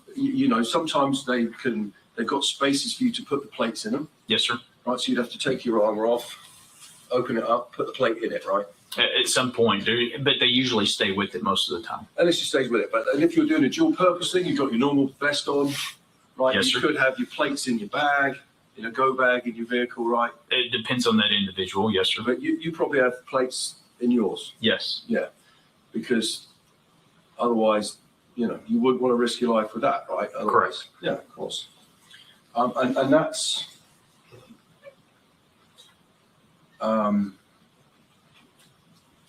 is that the stuff you had on you that day when you were in Del Rio and you got this call? Once I didn't have a helmet on. You didn't have it on, but you said you just finished the deployment or something. You had short. Correct. But you have your equipment available to you. Yes, yes, sir. Right, and that's the equipment you had with you, right? Yes. Okay. Because you testified that you were I think you said you were in Del Rio Yes. at the time, just came in, Yes, sir. or you became aware, right? Because you became aware that there was an incident developing, Correct. I'm assuming. So, Mhm. and that's either through radio or telephone communication. I was at the office and somebody had walked up to me and said, "Hey, we've heard that there's an active shooter there at Uvalde. Are you going?" And of course, yes. Right. And so, because you're a law enforcement officer, Yes, sir. right? And you're aware that there's this, well, you're aware now. At the time, did you say there was an active shooter? Is that what you said? Yes. So you know that you haven't seen that with your own eyes, Correct. but you know what an active shooter means. Yes. And if that, in fact, as we now know, this horrific thing happened, actually was an active shooter thing, situation, but you were in Del Rio and there's nothing you could do about it. Sure, but it's still going to respond. No, of course. But what I'm saying is you were aware in Del Rio. And Yes. somebody said to you, Lieutenant, there is this situation going on. You've got to go, Yes. right? And you did, in fact, go. Yes. And it's an hour away from Yes. Del Rio to Uvalde. Yes, sir. And all the way there, you're probably receiving more information, As much as we could. as much as you could. And Sure. we're not talking about the communications piece. That's for later on. But you receive more and more information, I would imagine, right? Yes. As you traveled from your base to the scene. Yes. So you're aware of the gravity of this situation. Yes. Now it's developing. Yes. But being aware of it doesn't mean you can do anything. Correct, because I wasn't there at the time. Because Yes, otherwise, sir. because that would make no sense at all, right? Because I was in Del Rio and received the information, but I had to do something then. Yeah, just because to you're stop aware. You made you aware because you're a law enforcement officer, whether you're off or on duty, really, right? Yes, sir. And so just because you're aware of this incident, you can't do anything about it. Not at that time. No, that sir. can't be the standard, right? Being aware of it. Can you ask that question again? I'm sorry. Well, just because you're aware of this situation is going on, you can't do anything to act because you know about it. Correct, until I can get there. Until you can see it. Yes. Right. And it might sound like a silly question, but No, I understand. And so I think that you said that when you got to the scene, it was, would you agree it was chaotic? That's the word I was fixing to use. Yes, sir. Yeah, I was trying to think of a polite way to put it, right? Did you review any other reports or anything describing the scene? No. Because when I'm thinking about a word you might be thinking about using, but it was chaotic. Very chaotic. Yes, sir. And which is not unusual in this kind of incident, right? Well, it was the first one that I had responded to, but I mean, it's just very chaotic would be the precise word that I would use for it. Well, let's just talk about that for a second, because you've got all that experience, right? And this is and lots and lots of training. Yes, sir. Right? And this is the first one you've ever been. Yes, sir. I mean, pray that no one ever has to go to another one ever again. Oh, 100%. But even with your training and not making light of it, you've got nearly a quarter of a century of firearms training. Yes, sir. Most of that as an instructor. Yes, sir. Right? Where you train, right? Yes. Or where you get initial training. Yes. Right? And basic stuff. You get basic tactical training, basic weapons. Yes, sir. Then you built on that and you've got more advanced training. Yes, sir. Okay? And you train on that. Yes. And you practice it. Yes. And you practice it. Yes, sir. To become efficient. Yes, sir. And to become proficient. Yes, sir. So when you're called to use these skills, they're second nature.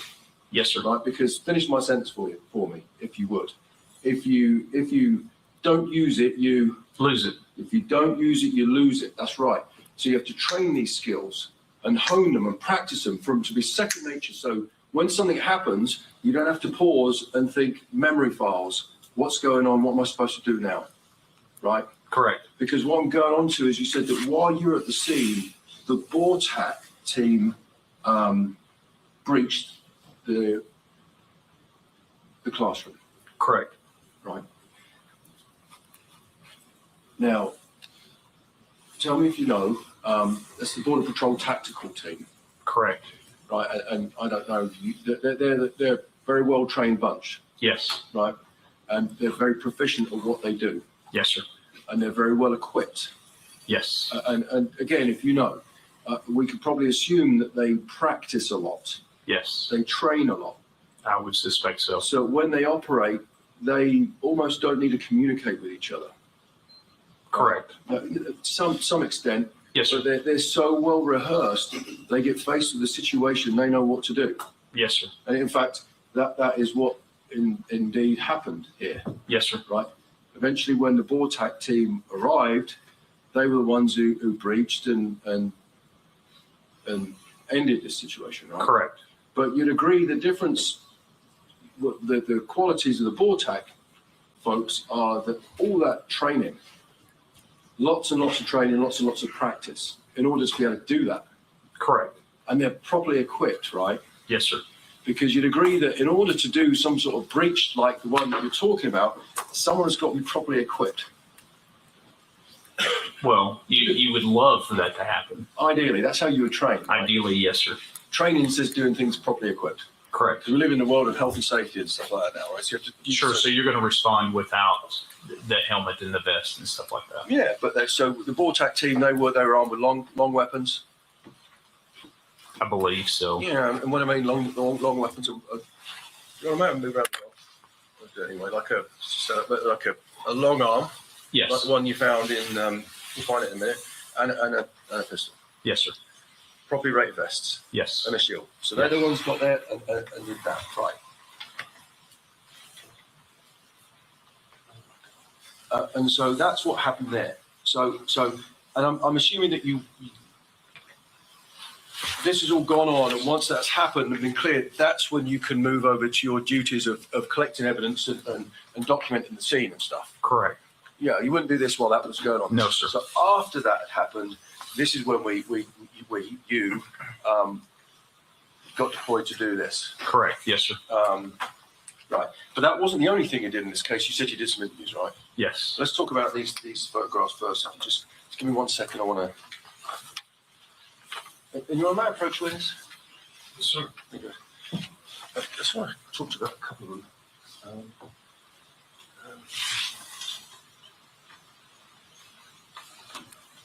So we've mentioned, I've got my notes, that you took a photograph. There was some evidence inside the vehicle that indicated an ownership, right? Yes, sir. And I think it's 63. Or who had insurance of the vehicle? Yeah, well, maybe possession of the vehicle, right? And let's find Yes, the sir. 63. Did you confirm that was? Through the photographs.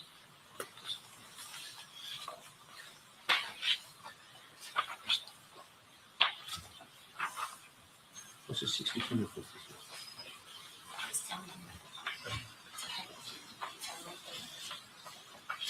Oh, there you go. State 63. I can't read that. Can you read that? You probably can't read one of these. No, I can't read it. Okay, but you tried to ascertain whose vehicle it was, right? Yes, sir. Because through the photographs, we could always zoom in if we needed to see who that individual is. We now know who's driving that vehicle, right? Yes. Yeah. Who's that? I don't know his You name. don't know his name? No, sir. And there's 64 state 60.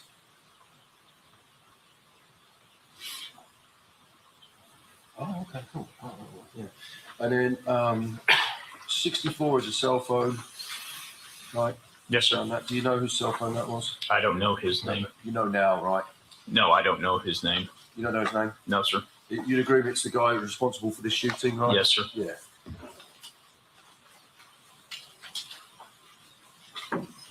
Wait, Greg, hold on. I'm just gonna.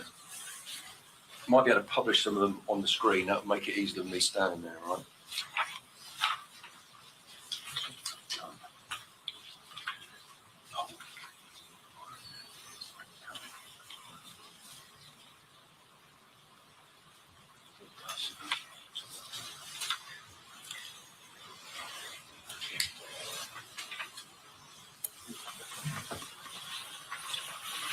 I mean, so this individual that you, I mean, generally speaking, this, from what you found, yeah, did you know how many rounds of ammunition you found in that vehicle, in that bag, No, sir. approximately? No, sir, because we didn't unload those magazines, so I don't know. A bunch. Yeah, a bunch, like Hundreds. a lot. So hundreds. That's where I was going. I mean, Yes, sir. there was this person, whoever was driving this vehicle, had another, fairly high-powered semi-automatic rifle with hundreds of rounds of ammunition. Potentially, yes, sir. Right. And it looks possibly from looking at this evidence that person may have been firing that weapon inside the vehicle. Or around the vehicle. Or around the vehicle, because there are spent casings inside it. Yes. And so you took those photographs, and that's where your part of this investigation ended there at the scene with the truck, right? Correct. But I think that you also said, because we spoke earlier about your reports, right? And you said that you did some interviews. Yes. Of school people, Yes. school employees. Correct. And that wasn't that day, right? No, sir. This is for the weeks, or for a week probably, every day for the next week or so. So how long after this incident do you think you did these? What I'm getting at is, what was the time span? Was it the next day? Was it a week later? So the next day I was dealing with returning property back to agencies who had just left their equipment. So I dealt with that. And then after that, it was more of dealing with, I had to go to the hospital the day of, right after this, not for myself, but as part of the investigation. And then it was more a list of individuals who were employed at the school, officers that responded. So we broke that up and started conducting interviews. Right. So those are the interviews that I had done. And so you spoke to a lot of school district employees. I'm not talking about Adrian, I'm talking about staff at the school district, right? Correct. And so you spoke to all kinds of people, right? Correct. From coaches, I guess. I don't believe it was more of staff, principal, secretaries, and then officers that responded. And Ranger, I guess you would agree with me that your investigation showed a practice or a pattern of staff defeating the locks at the school, right? Correct. What I mean by that is there was a policy in place in the school district for the doors to be locked, the exterior doors to be locked, Correct. and for the interior doors of classrooms to be locked, Correct. right? And they were fitted, I guess you would agree with me, with what has been called a lot of these doors, through your investigation, they're called Columbine doors, right? I don't know what that is. Okay. But they were fitted with doors that can only be locked from the outside. Correct. And there's a purpose for that, right? From the individuals that I spoke to, the purpose for that was so a student couldn't lock a teacher outside the door. Okay, right. And that's a valid purpose, right?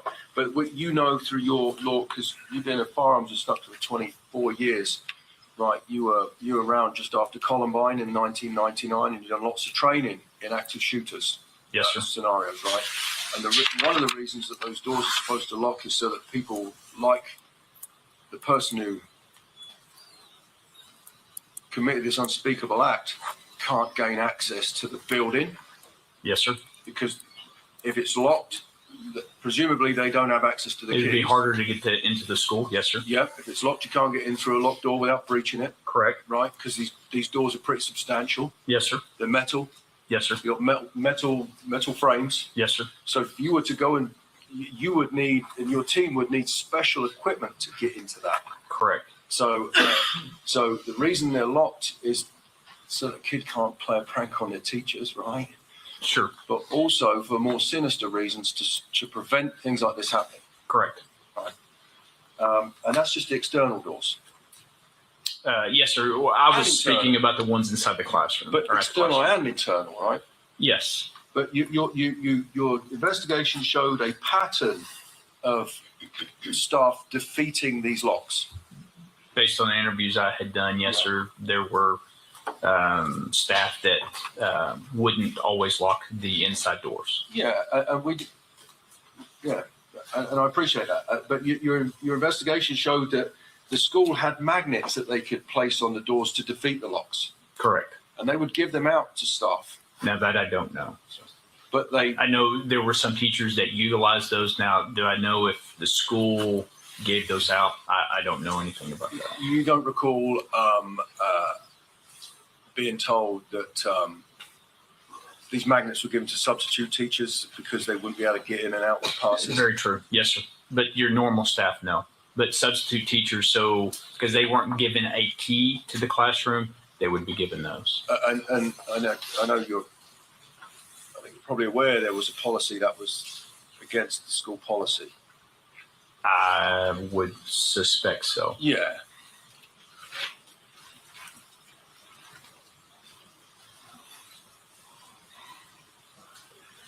Thank you, Angela.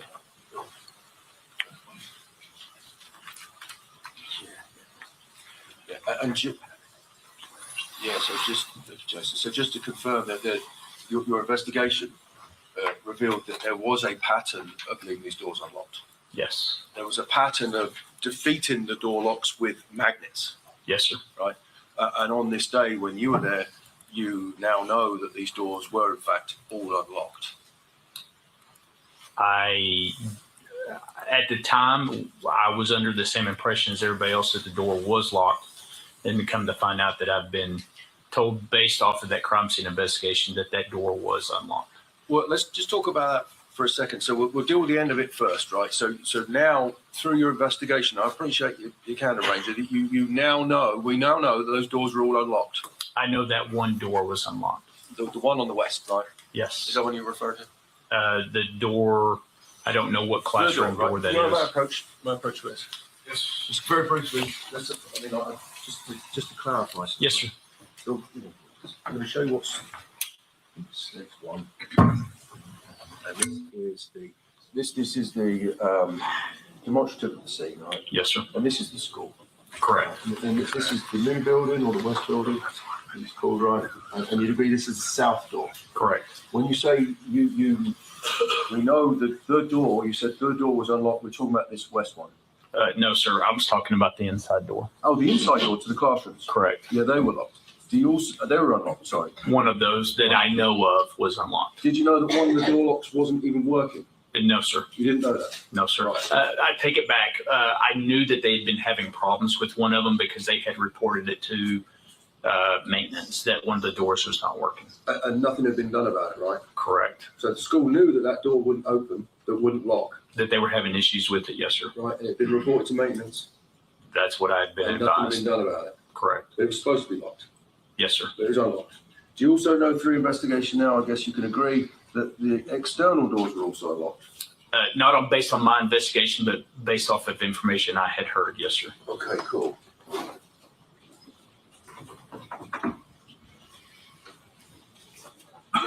Thank you, Ray. Appreciate it. Possible, gentlemen.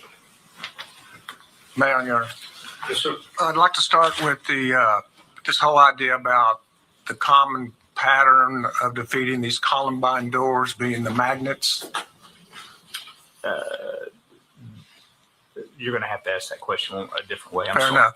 I believe the defense asked you about the common practice of using magnets. I don't know about Columbine, but I'd heard that there had been individual teachers that were using magnets so the Okay. doors would not lock. I just used the word Columbine because you used that for the name lock. I'll back off of that. The whole issue is pattern of using magnets so doors wouldn't lock. Yes, sir. Door locking is a safety precaution Correct. to protect, I believe the defense said, from things like this happening. Correct. And school district police officers are also employed to keep things like this from happening Yes, sir. and provide security For the students. Yes, sir. And staff. and determine whether or not there was a common practice not to lock doors. I'm going to object. That causes speculation, Judge. This is what his training has been, Your Honor. I'll rule the objection. You can answer if you know. I don't know. You don't know? They would know that there is a common practice going on. Would they be aware of that? You would suspect that if they are there at that campus, that they'd be aware of that. With a school district police officer, you would suspect they would know if there's a common practice of defeating the locks with magnets. Yes, sir. And whose job would it be then to correct that?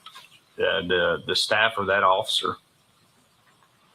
In charge of the security, Correct. to keep that from happening. Yes, sir. Did you have any indication that any of the school district police officers corrected the problem, the common problem of using magnets to defeat the locks? No, sir. I didn't interview any of those individuals. And Adrian Gonzales was a school district police officer? I don't know Adrian Gonzales.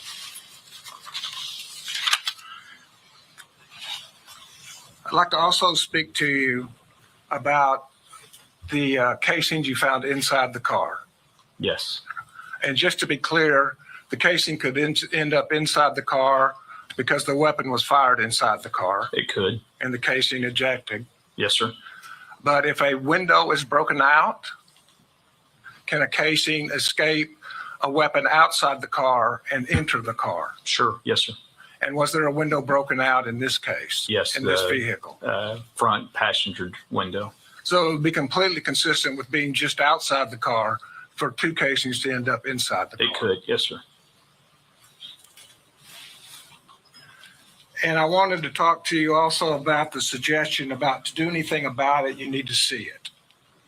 Right? You would have to be present. Present. You were in Del Rio. Yes. You couldn't do anything about it in Del Rio. Correct. So what did you do? Responded. What does responded mean? I went to that location. To do something about it, Yes. if needed. Yes. And you got to that location. Yes. And fortunately, you weren't needed at that point. Correct. But if you get to a location and you can't see an active shooter, but you can hear an active shooter, what do?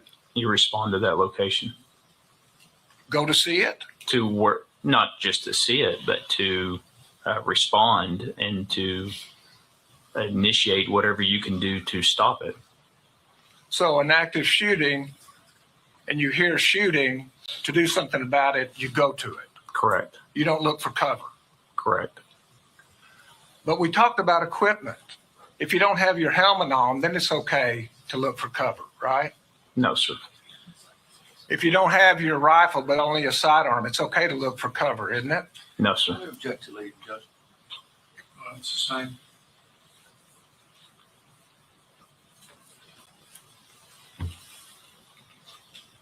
What are the limitations, if you explain to the jury, what are the limitations about going to shots fired in an active shooter situation? There's not a limitation. There's not a limitation.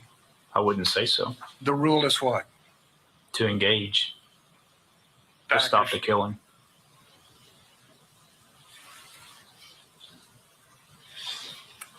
Absolutely.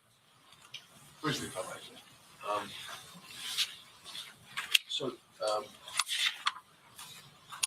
We talked. So I just want to clear up a couple of things we talked about there, Ranger. So you interviewed several staff at the school, even the principal. Yes. Even the principal told you that they would defeat these locks with that magnets, I right? can't remember which individual said, but based off the interviews I had conducted, now if she had said that, that's a possibility. I just don't remember which individual told me that. I represent you. You spoke to Principal Gutierrez, right? Yes. I represent you that she told you that. Would you have a reason to doubt me? No, sir. I appreciate that. But nevertheless, there was a pattern of practice of leaving these doors open, Yes.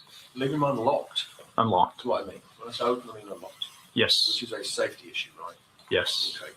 And part of that safety thing is to prevent something like this from happening. Correct. Right. And so the prosecutor just asked you about school police officers and their duties. Right. Now you investigated this incident. Right. You know through your investigation that Adrian wasn't assigned to this school. I don't know anything about Adrian. No. But all right, let me ask you a different question then. You know there was no officer assigned to that school. No, sir. I don't know anything about the officers at the school. Through your investigation, you didn't know that? No, because mine was compartmentalized to specific things. Right, okay. But if there wasn't a school resource officer assigned to that school, then it'd be difficult for that non-existent school resource officer to report things to the school, right? That makes sense? If he had never been there, then no, he wouldn't know that. Right.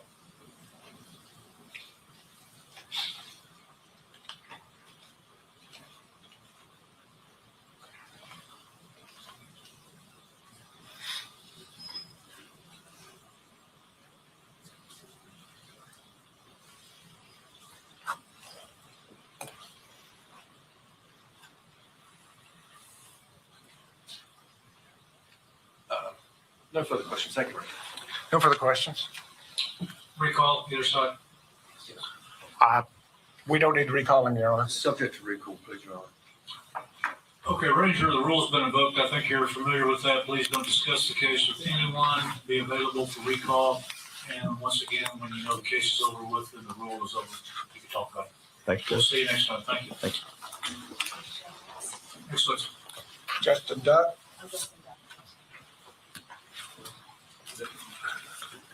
These are the five.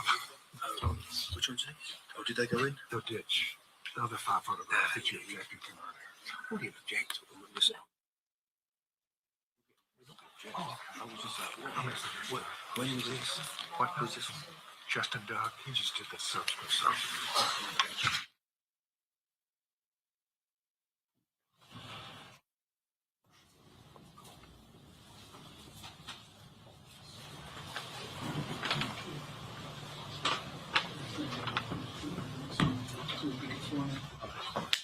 All right, if you raise your right hand, please, you do solemnly swear the evidence of the testimony given is cause and truth. I do this.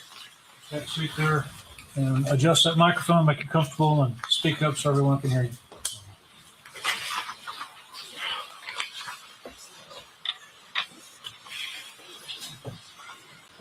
Good afternoon.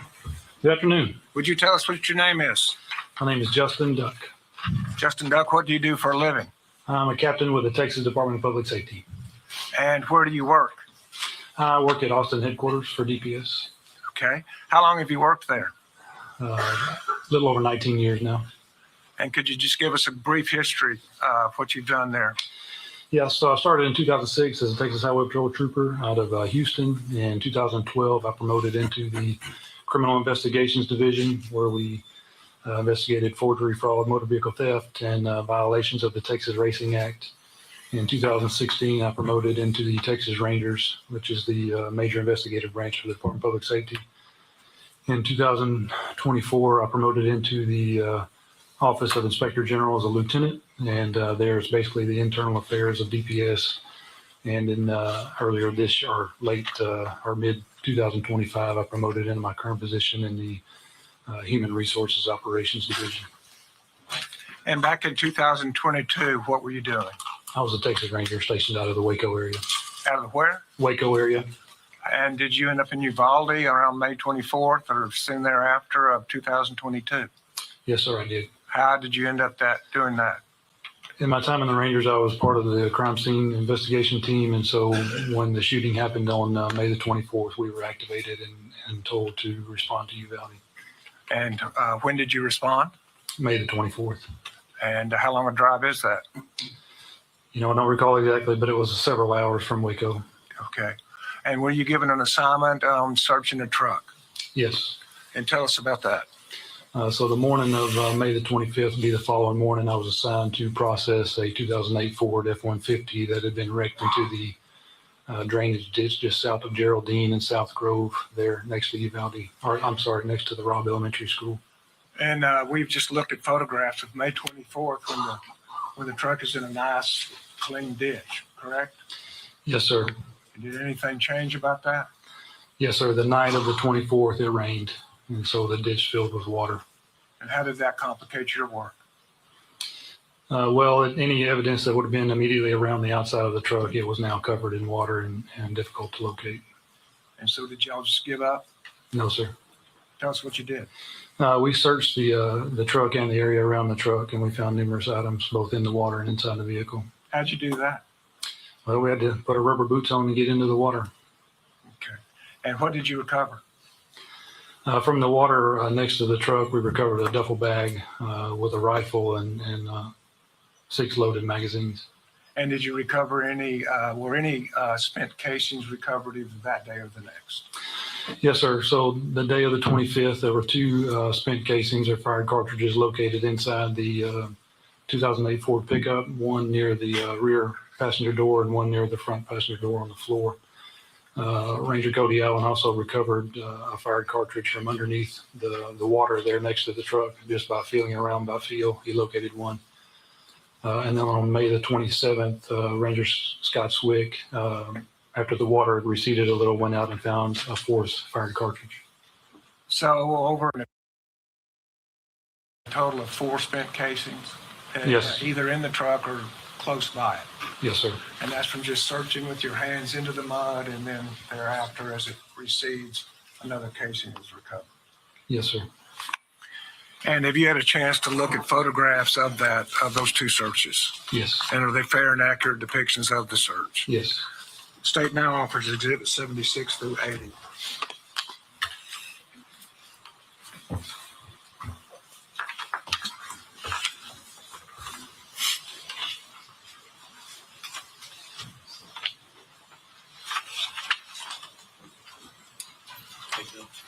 Yeah.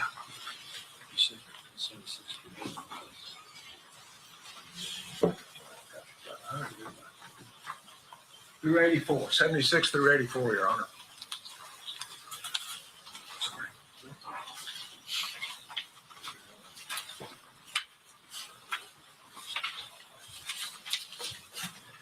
No objection, Judge.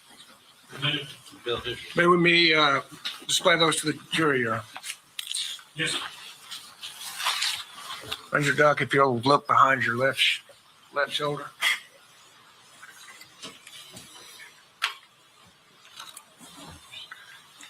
Can you tell us what we're looking at here? That's going to be the right side of the 2008 Ford F-150 as it's set in the drainage ditch in the water. So that shows what happened to you overnight of the 24th and the morning then of the 25th. Yes, sir. And that's where y'all searched around in that water and were able to recover at least 1 casing that morning. Is that correct? We recovered 2 more from inside the truck, but 1 from the water. You actually picked up the casings inside the truck. Yes. Okay, thank you. And Exhibit 77.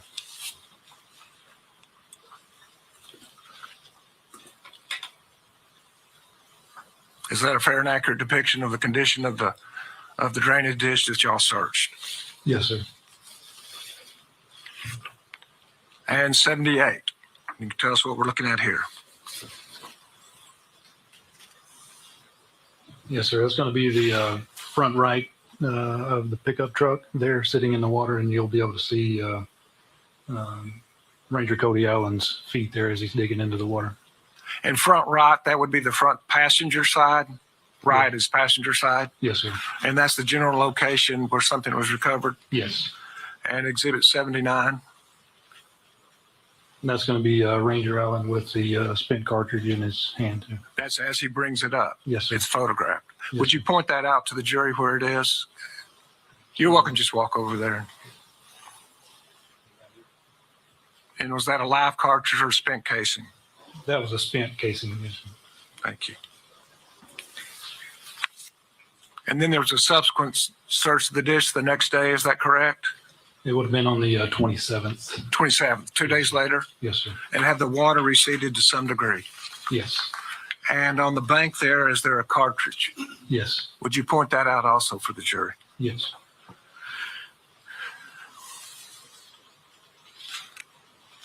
Thank you.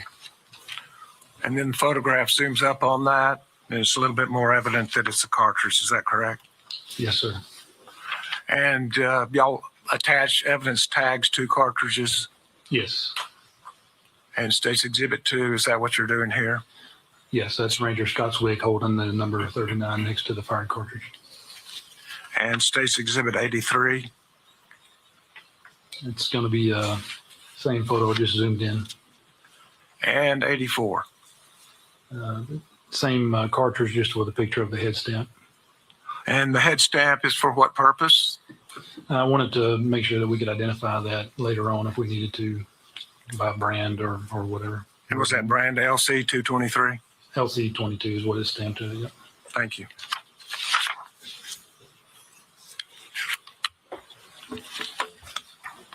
May I approach?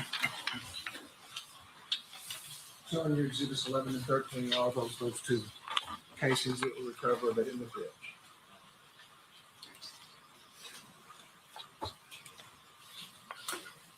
Yes. Continue to the defense and offer objections. Judge Mexico is on board.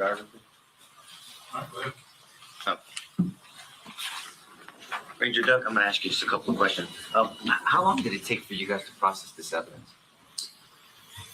You know, I don't know. We started shortly after 11 a.m. that morning, and I believe we released the truck late that afternoon around 5 o'clock or so. But there were rangers at the scene the day before. Is that a fair statement? Yes. Ranger Shea? Yes. And what was he doing? I mean, and I'm just saying from this evidence, was this a specific duty you were assigned to do something different with these shells versus what he was doing? You know, I don't know exactly what he was doing out there. But you're saying all day of your investigation, this is the evidence that you retrieved from the truck. No, that's not the only 2 items we received. Okay. We retrieved from the truck. Thank you. Thank you, Ranger. Exhibits 11 and 13. All right, if no further objection, then they're No objection, Judge. That's the witness. I should have waited. I'm sorry, Ranger. That's okay. My name is Nico LaHood, Yes, sir. and I'm one of the lawyers who represents Adrian. You've testified before, right? Yes, sir. First of all, you look too young to be on the force for 19 years. Well, thank you. I appreciate it. So I started asking you during the voir dire, but I should have waited till now. So were you not coordinating with Ranger Shea? You know Ranger Shea, I correct? do. Yeah, I know Jason Shea. Yes, sir. And who assigned you to do what you did on the 27th? I want to say I got this assignment from Ranger Brent Marina, who was the crime scene team lead the following day on the morning of the 25th. And was that Ranger in charge of dispensing assignments to you and Ranger Shea and everyone else? I think so, yeah. How many Rangers total investigated this scene? This particular scene? Yes, sir. Jason was there the day of on the 24th. Nick Hill, Cody Allen, and myself were there on the 25th. And then there were I don't know exactly how many, but some other rangers went back after the waters had receded to check one more time on the 27th. And so excuse if I asked you this, but what was your specific assignment?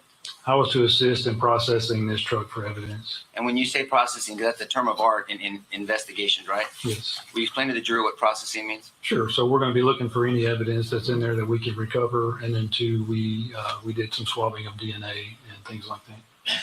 And if I can ask, why wasn't this done the first day? You know, I don't know. I don't know that.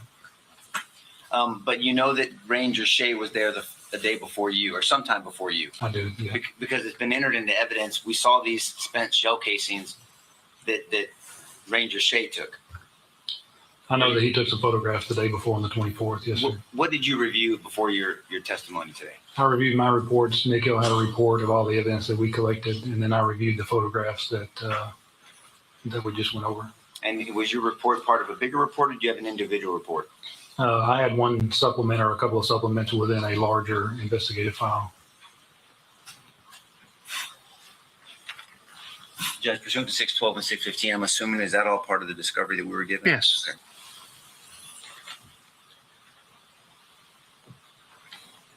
And so this was, you didn't have, we don't have a live suspect at this time, obviously, right? Not that we're aware of at this particular time. Well, the person responsible for the injuring those children had passed. You're aware of that at the time. Yes. Yes. And so you're collecting evidence, not for a criminal investigation, just for what?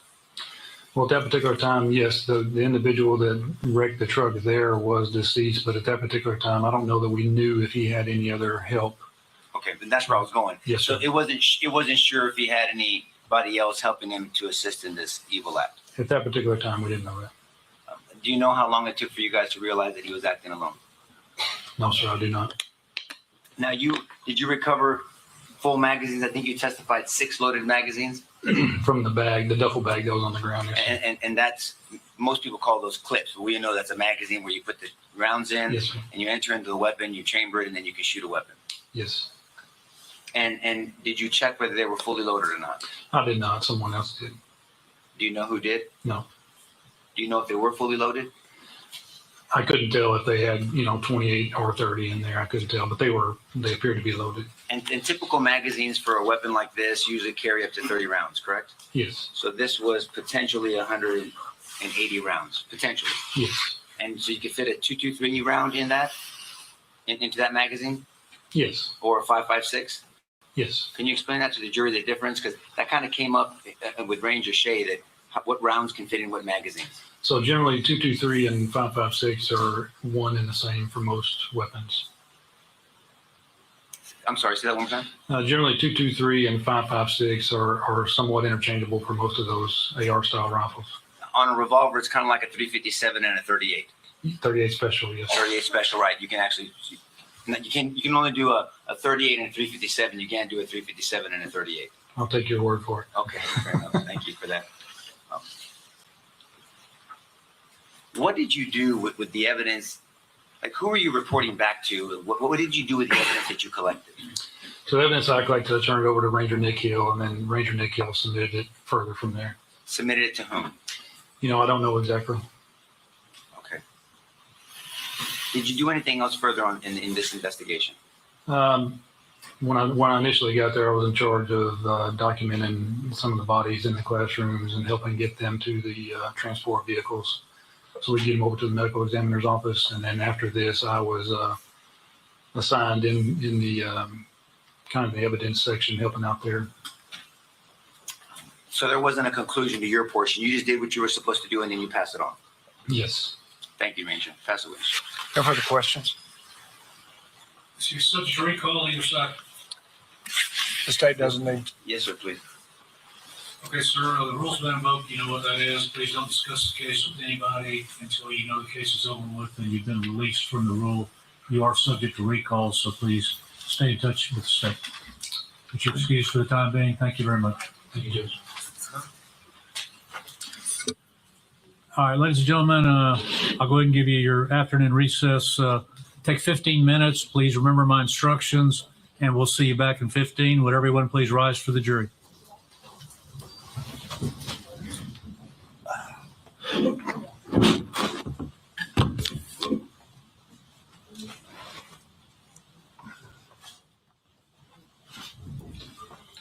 can be seated. We are in recess. Thank you.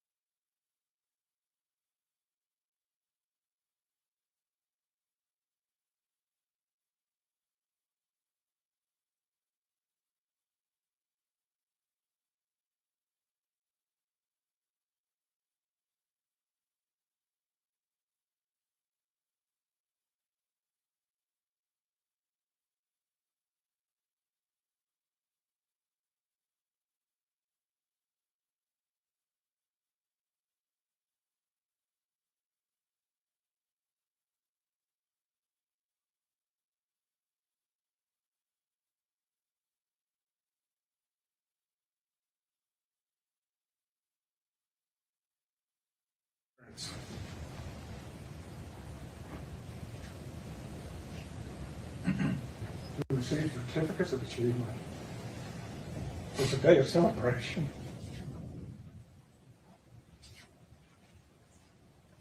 After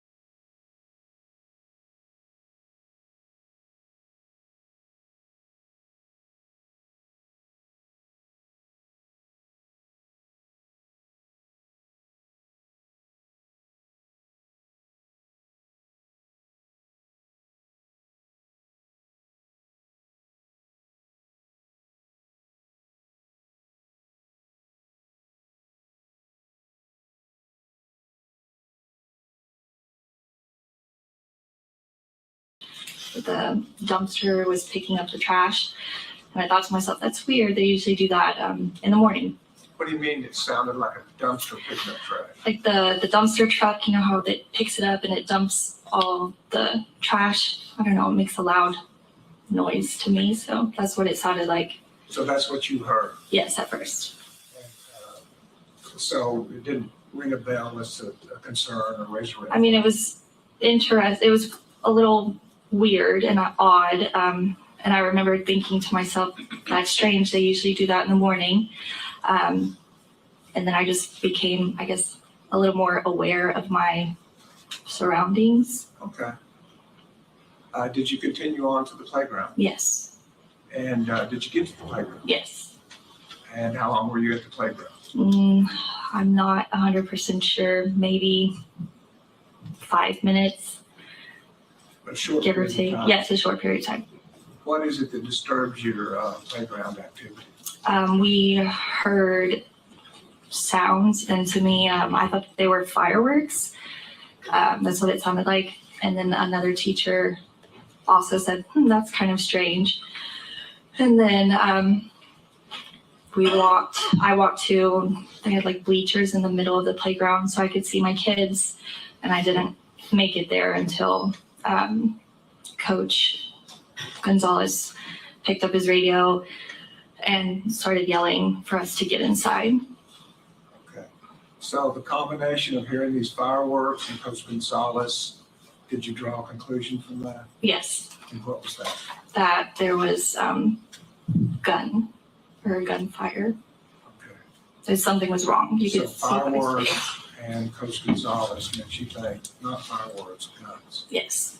And Or as you were something. trying to get inside, was there anything else that indicated to you that wasn't fireworks? Yes, we could, when we were standing there, the dirt was kind of, you could see the dirt cloud up, kind of coming towards us.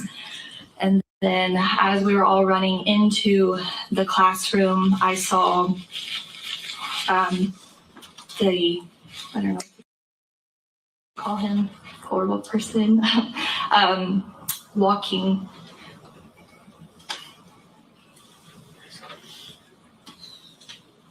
Just take your time, we can hold on.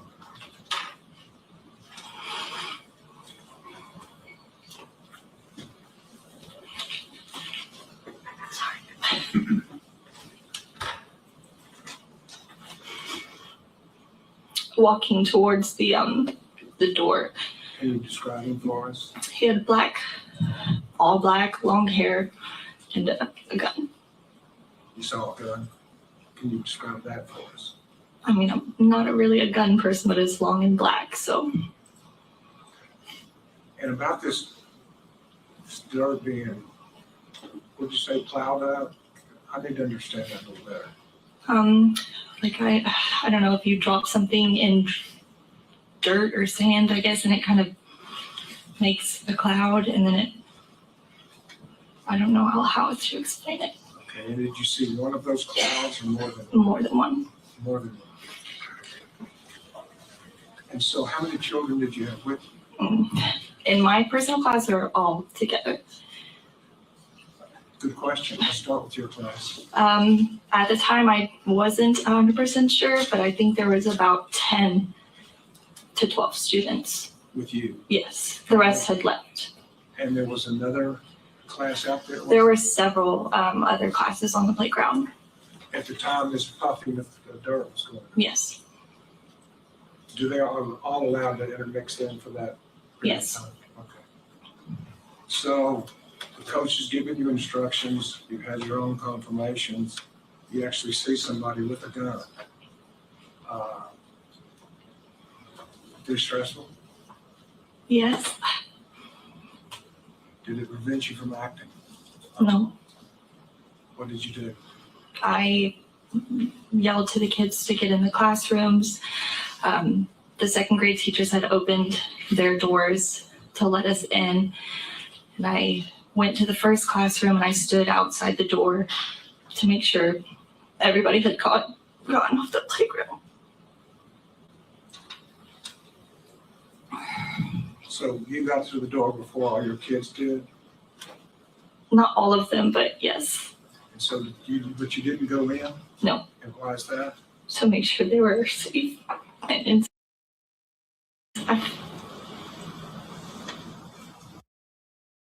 And did you make sure they were all safe inside before you went inside? yes. And so when you went inside, what did you do?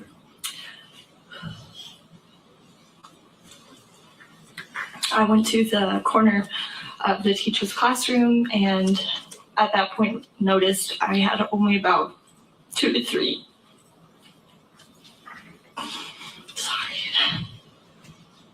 Of my own students in there. And so realized that they were kind of spread out into other classrooms. And then Did that cause concern for you? Tell me about that. you just worry. And I mean, I know that they were all in a classroom, but not knowing where or who they were with was concerning because they weren't with me. So what did you do? We sat there for a little bit and you could see we just kind of waited and tried to keep the kids calm. So we'd gone into a 2nd grade classroom and a few of them were struggling to stay quiet. And what's the idea of staying quiet? don't talk, don't move, be still. Is that part of the training that y'all had? Yes. You had training to stay quiet under what situations? They just a lockdown. A lockdown? Just would you go through with us then what a lockdown is and what you do? So it's lock lights out of sight. You lock your doors, which should be, and then you turn the lights off and you're out of sight. You go somewhere in your classroom that is away from windows, doors, hidden as best you can. And is that school-wide? Yes. So in the lockdown, if you go in any room, according to the lockdown procedures, the kids are going to be away from the door and away from the windows, Yes. in the dark Yes. and quiet. Yes. And you had a little trouble with people being quiet. Yes. And so what did you do? I like army crawled around the floor under these 2nd graders' desk and did breathing with them. You go trace your hand and you breathe in and out as you go up and down your fingers. So I did that to 2 students, help them calm as best they could. So you learned a breathing technique Yes. to calm kids in stressful I situations? mean, it's just a normal, I guess, teaching special ed. You learn, I guess, little tricks to help with anxiety and things like that. Did it work? Yes. How quickly? I couldn't give you an exact time. Okay. Did you take any other action as you were waiting? Yes, at one point, the teacher, and I don't know her name, I feel so horrible, but I don't know her name. She had brought me a pair of scissors, and then there was another teacher in there. I don't know if I'm allowed to say her name. She also, we kind of like got together and just kind of came up with a plan. What was the plan? Do what we had to do, defend, keep quiet, wait until somebody came to get us. And what were the scissors for? I guess protection to fight if we needed to. Okay. Under that stressful situation, Yes. you developed a plan Yes. to fight. Defined. To fight? Yes. And how about your kiddos? They were doing the best they could to stay calm and quiet. They were doing what they were supposed to be doing. They had ended up getting safety scissors, I guess because they saw us with our scissors. We got theirs. I didn't even notice until we got to the parking lot. The kids all had safety scissors. Mhm. Mimicking you all. I'm sorry? Mimicking the teachers. I assume so, yes. That is preparing to defend yourselves. Yes. How long were you in this position? I don't recall. It was all very I don't know. What did you do while you were there? We're in the classroom. Yes, ma'am. Help the kids stay calm, was ready to go. At one point, we just made sure we followed the rules. At one point, the two other teachers we were with, or I was with, they couldn't remember if the door was locked or not, or they just weren't sure. And so I remember being on the opposite side of the classroom, and they were tying an extension cord up into the door. I don't know how to explain it, but there's like a triangular shape metal frame that helps it open, and they were tying an extension cord around it to try and make sure it was, I guess, secured the best it could be if the door wasn't locked. Okay. And that was the other two teachers? Yes. At some point, you were relieved or you evacuated, is that Yes. correct? Tell us about that. We kept hearing knocking on the door, and we were taught, don't answer the door. Somebody will come in and get you. But after several knocking, like times knocking, and again, I was on the opposite side of the room. One of the teachers, she peeked open the curtain to see, I guess, who it was. And it was law enforcement. And so at that point, she opened the door. They came and said, we're going to move you guys to the parking lot. So once everybody's ready, we're all going to move quickly but safely to the parking lot and wait there. And did you do that? Yes. And how did your day end then? Got to the parking lot, and at that time I realized all the kids had scissors, so like, it's okay, we're okay. And I took all the scissors and had two big pockets. Both of my back pockets were full of scissors, and we sat there for a little bit and then ended up going to an empty field off of campus. And while we waited for buses, I still at this point didn't have all my students. And so I gathered the ones that I did have. And I told them, stay here. We're not getting on this bus. And waited.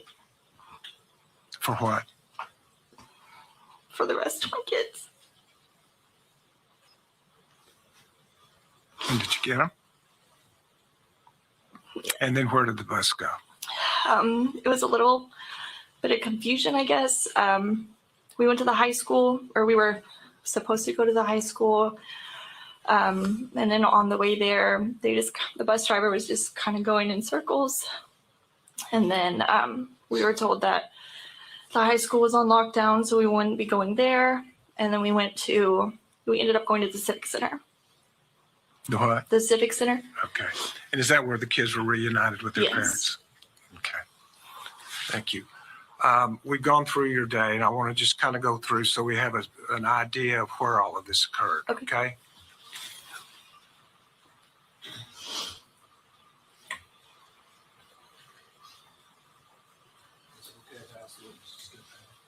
Yes.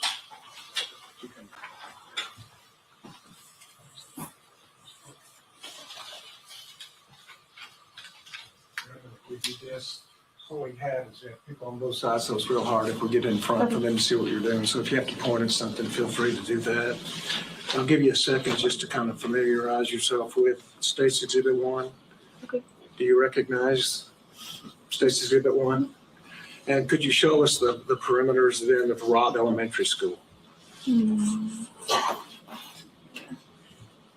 Okay.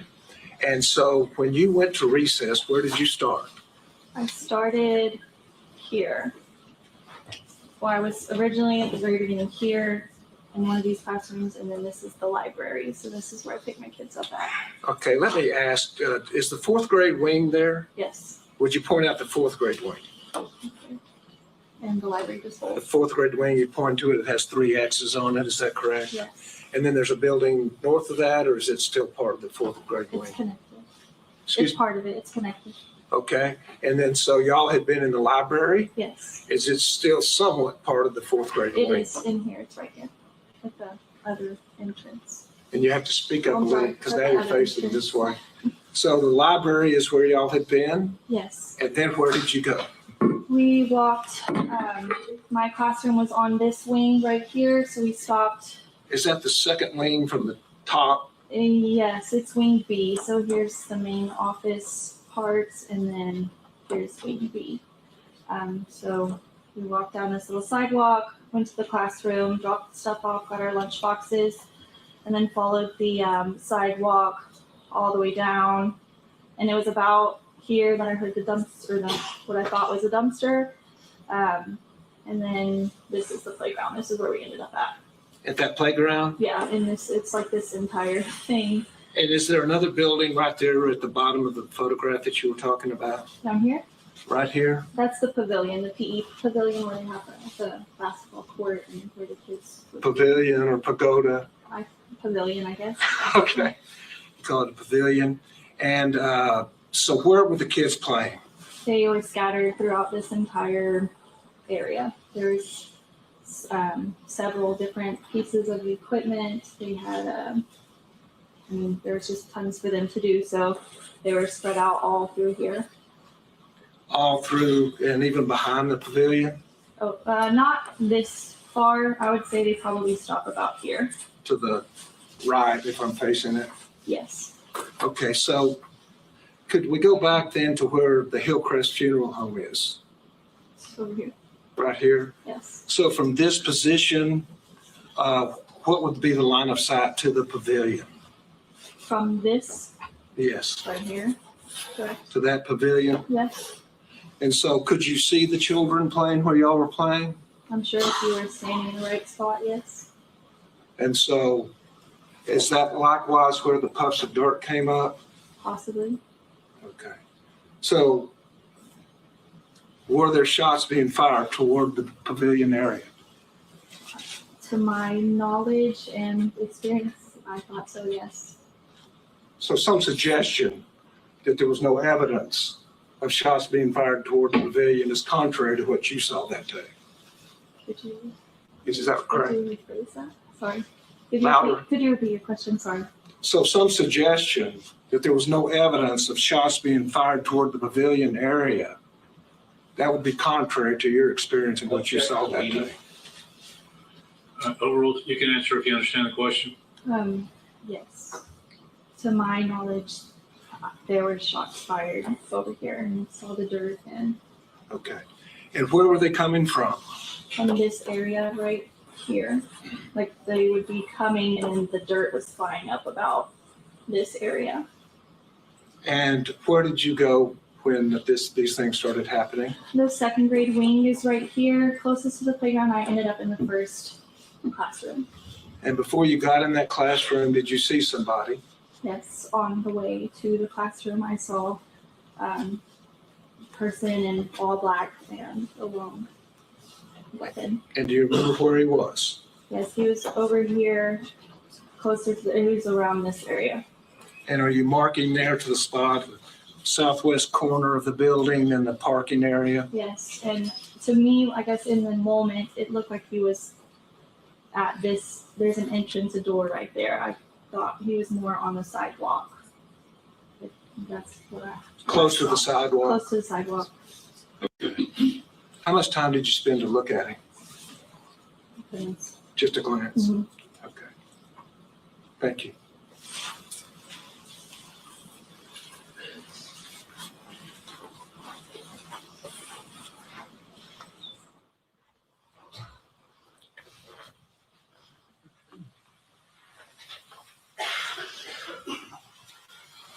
Pass the witness. Back across, please. Thank you, Judge.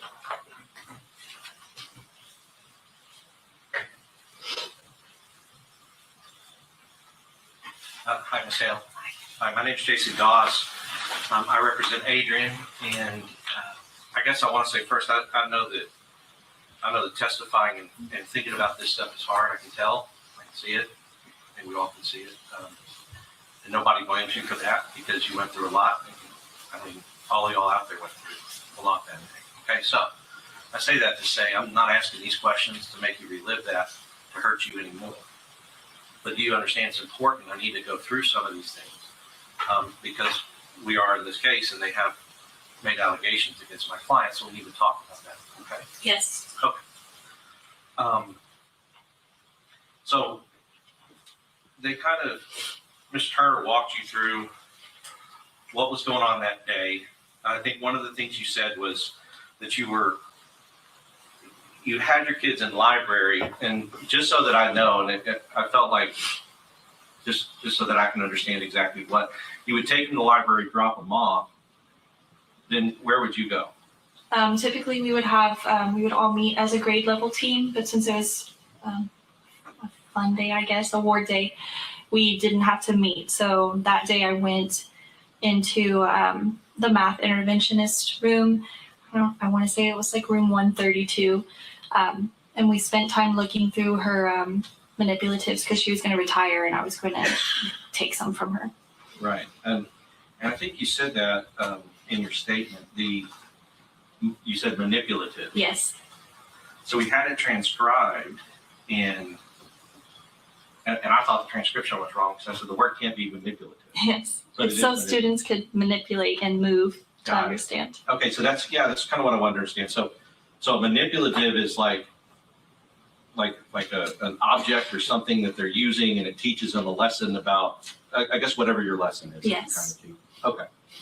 And you said you were having to go over manipulatives with a person who was retiring. Yes. Was that for your benefit or for hers?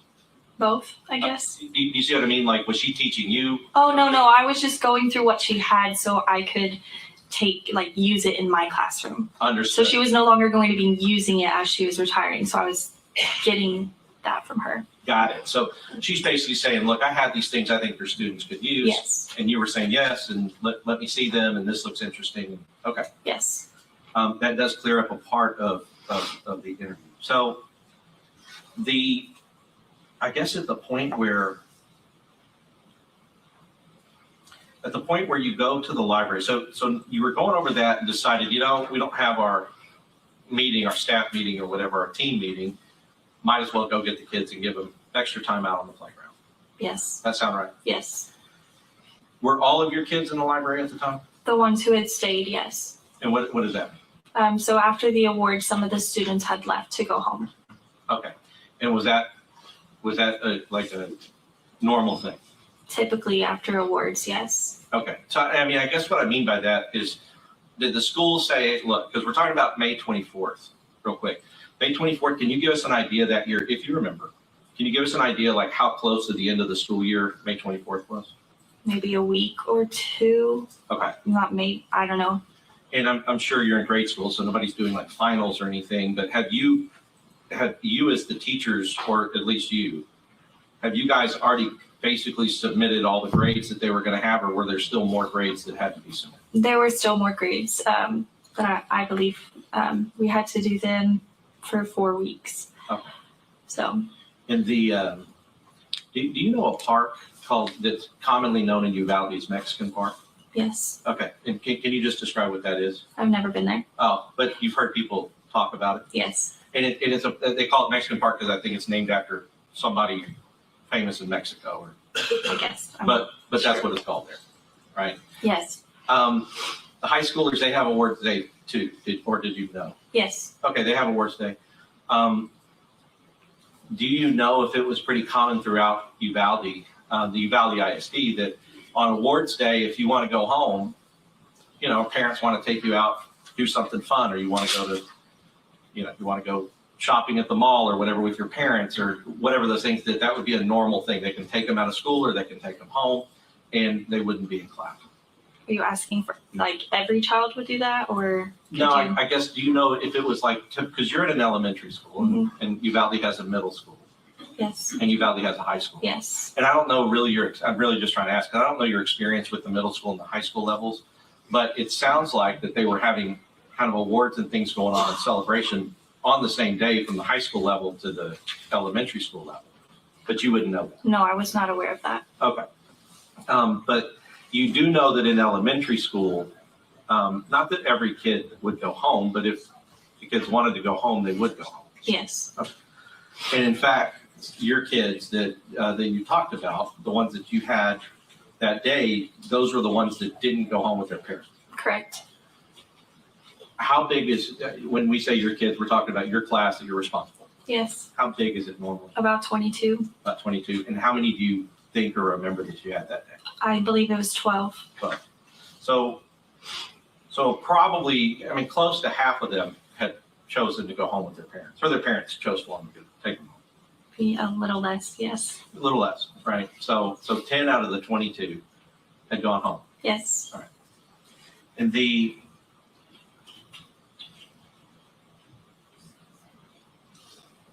have you been a teacher anywhere else? Oh, you said Cal Allen. When you're at Cal Allen, was there something kind of a similar practice? Yes. Right. Is it pretty common that, when you have the fun day or whatever, kids go home, and then some kids who stay watch movies, right, in the classroom, and just generally maybe get more time at recess, a lot of different things like that on a day like that.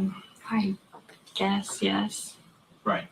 And I'll tell you this, it'll seem like I'm asking you questions and you don't know why I'm asking them, because what the relevance is to you.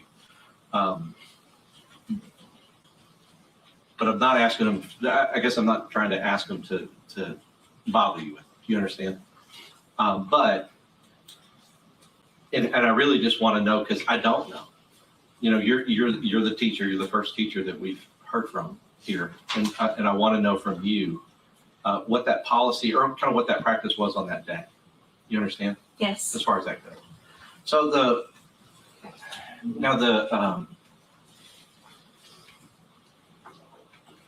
after this happened and you went through it in detail, and let's go toward the point where you've got the kids that were remaining and you've taken them to the playground, and you did that. I'm going to go through this map with you, but you said you took them to the playground that's sort of on the south side.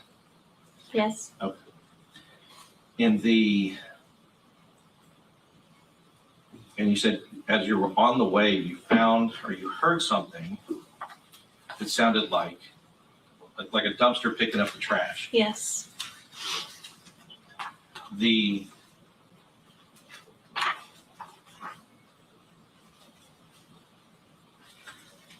remember talking to Ranger Benson? I wouldn't remember his name, no. Do you remember speaking to a ranger Yes. on May 28th of 2022? Yes. And that would have been the interview that you did where you sat down with a member of law enforcement and they asked you about the things that happened that day. Yes. In May 28, 2022, how long after this had happened was that? I'm sorry? How long after this, what we're talking about here, how long after you were on the playground with the kids was May 28, 2022? 4 days. 4 days. So you would agree that your memory of what happened was fresh at the time that you talked to the law enforcement investigators? Not necessarily. Could you repeat the question? I'm sorry. Sure. I guess what I'm really just trying to point out is that, as is common with all human beings, in the immediacy or in the immediate days after something happens, our memory about what happened is fresher or it's better than years later. Years later? Years Yes. later. Yes, years later. Sure. And so I kind of want to ask a few questions. And after this, and I'm not saying anything one way or another. I kind of want to know what you've been able to see or learn or read or hear since that time. Okay. Now, I would assume, as somebody who is so closely involved and so closely affected by what happened, that you have looked at and examined the reports that have come out about what happened. No, I have not. Okay. You've never read one? No. You've never seen anything on TV? I've seen, yes, but I have not in detail read. I don't care to. Sorry. No, I see that. I understand. And I think some people would want to know, and then some people may not, and it's fine both ways. So as far as the Texas House report, you haven't read any part of it? No. Or their conclusion? No. The Department of Justice report? No. The Department of Homeland Security report? No. The City of Uvalde report?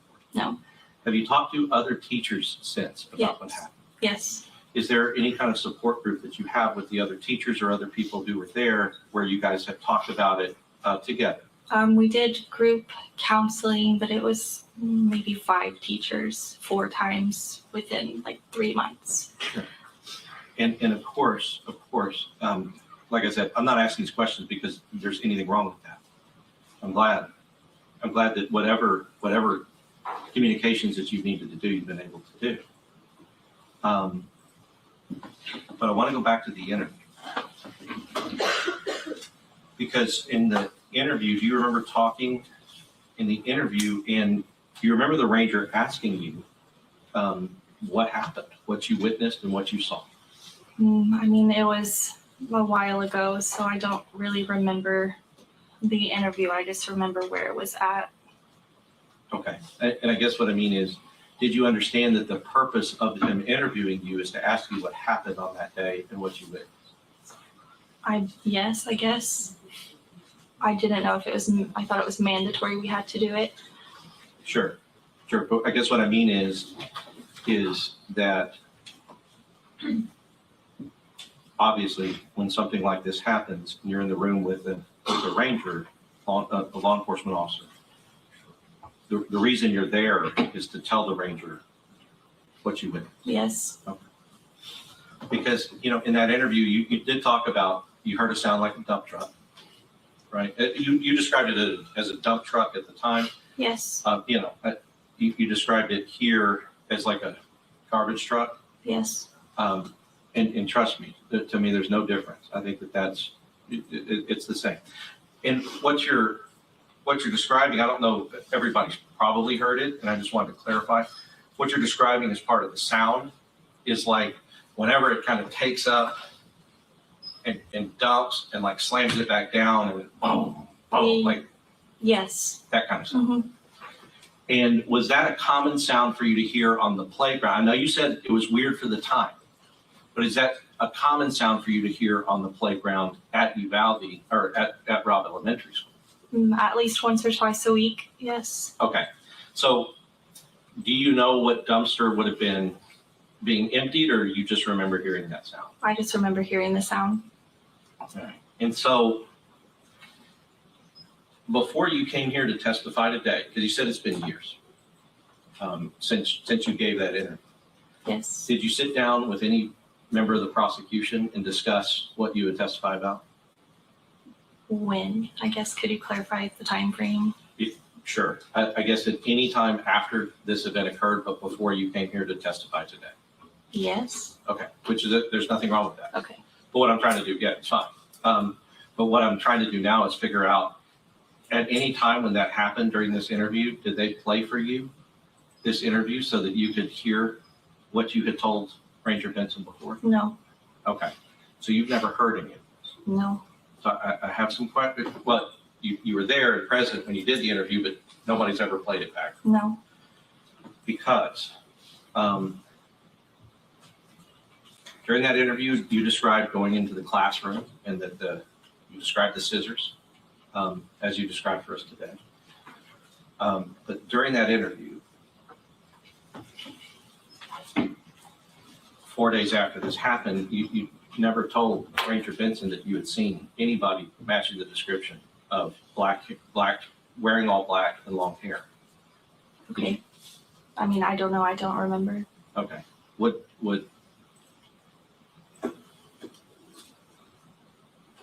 Let's talk about that fact though. Okay. That would be a fact when you're talking to the ranger that you would think would be definitely relevant and important. Yes. Sure. And I'm not trying to get on you, but that's why I said the reason I have to ask these questions is because I think the prosecution will agree with me. The things you're testifying to here today are not the things that you said to the ranger at the time. Did you know that? I'm sorry? Did you know that? No, I don't remember what. Okay. Do you remember telling the ranger that the only way you found out there was an active shooter was your husband called you while you were in that classroom? He did not call me. Did he text you? We were texting, yes, and he didn't tell me that there was an active shooter. He just told me to stay inside and be safe. Okay. So if you had told the ranger at the time that your husband was the one that told you there was an active shooter, Could your memory have just be different now? I guess maybe. Did you know, I guess, or do you remember, when you talked to the ranger, you never told the ranger that you saw clouds of dust coming up from the schoolyard? I believe that I did. Okay. Because I remember telling my family what had happened that day. And do not get me wrong, anybody who goes through a traumatic event remembers differently at different times. I understand that. But you would agree, though, that that would be a significant fact, just as if, just also as seeing somebody with a gun. yes, Wearing all black and long hair on the south side of the building. yes,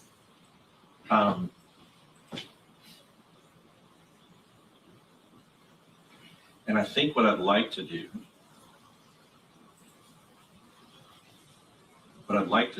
is I'd like to ask you to review your statement about what you said to the ranger. Because it seems to me like the stuff that you do not remember saying to him, that if you were able to review your statement, that would refresh your memory. Do you agree with that? possibly.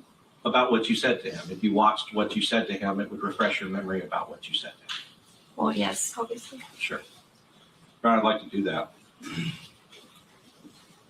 I have no objection, it's just not in front of the jury, is the way I work it.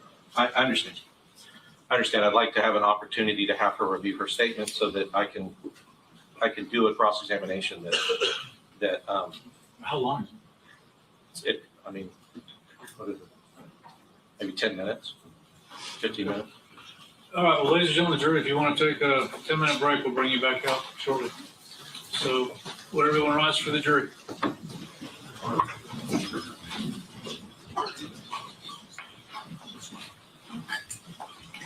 They're saying 10 minutes, but whenever it's over with, we'll bring you back out.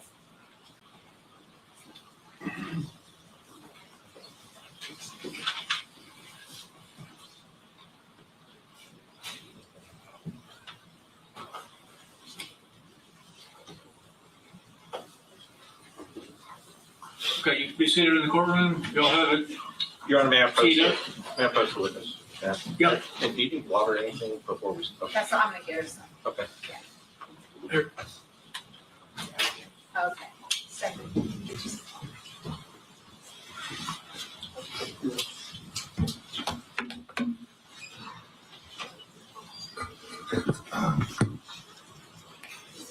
So all I'm just going to do is just go to the position we're still in. Just watch you.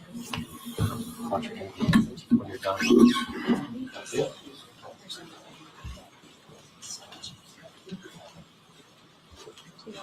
Gotcha. Listen.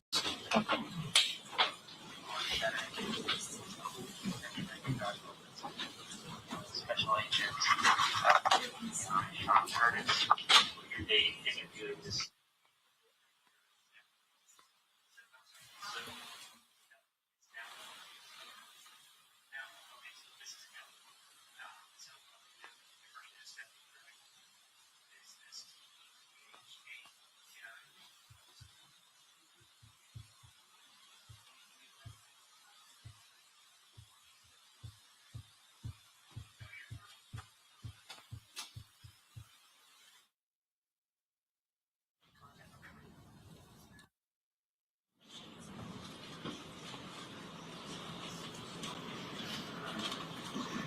So as I discussed just a moment ago, how long was here, which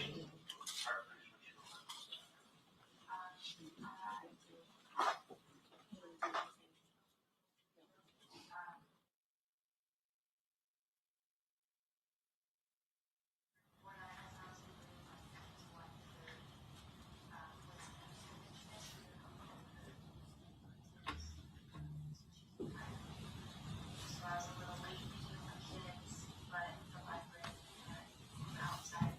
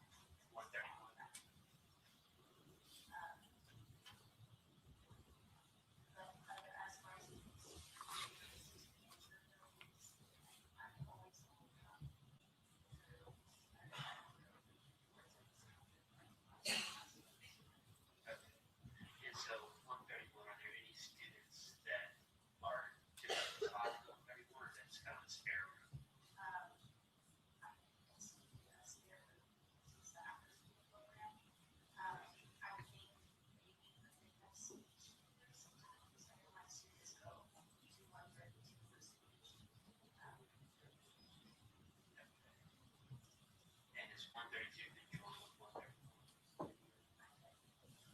Okay.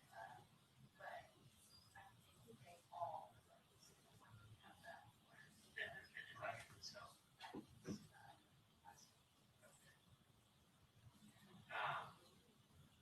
Do you know if it's common practice at all by teachers or students to prop doors open or anything of that nature?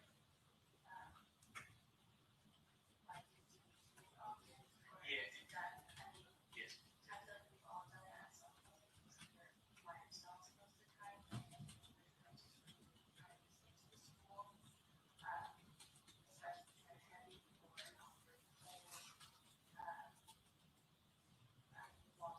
Yes.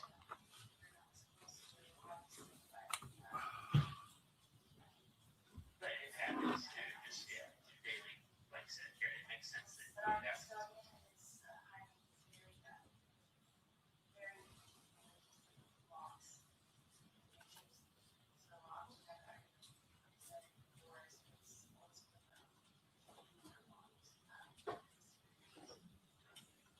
On the, say you have an issue with it, or it's have an issue with one. Do you all need to have, is there a ton of records that are kept on reporting it, or is it more like word of mouth? You know, I can say, hey, there's this issue with this one. Or word of mouth.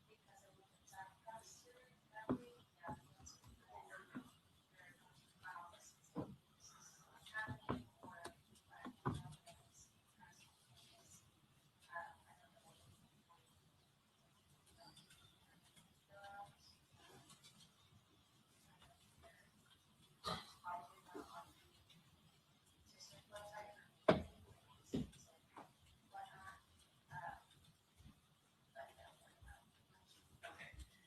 With that, would that come in an email directly to MD, or is it more you actually approach them and tell them what you approach? Okay. Is there anything that I haven't asked you that you think's important that you feel is pertinent to this?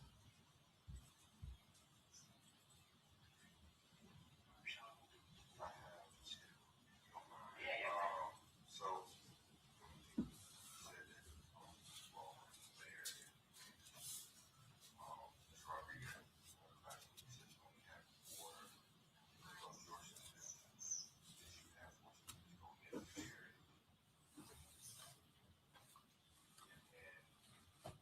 is it just an assumption that they just found? Oh, I stood out and I did not go into the actual classroom until every student was inside of the classroom. Gotcha. I was standing there where the teacher and I took the ground and then those were the single plates.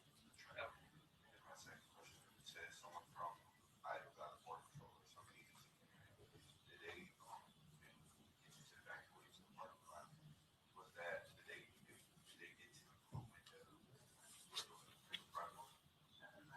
Okay. How do you, how did they answer? Oh, okay, gotcha.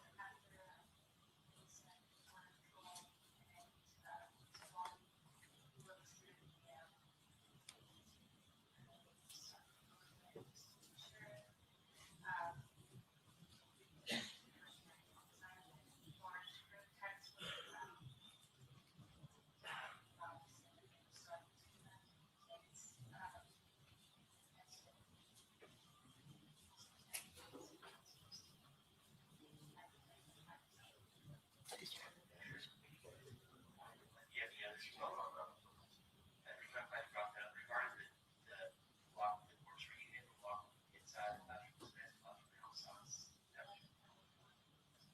Okay. Is there a reason why they have it structured that way? No, no, it's just how it is. Okay.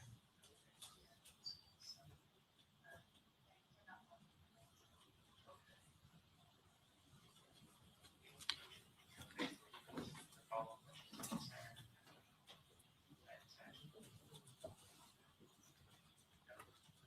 Would you be okay if something comes up in the future? Well, I appreciate you telling me.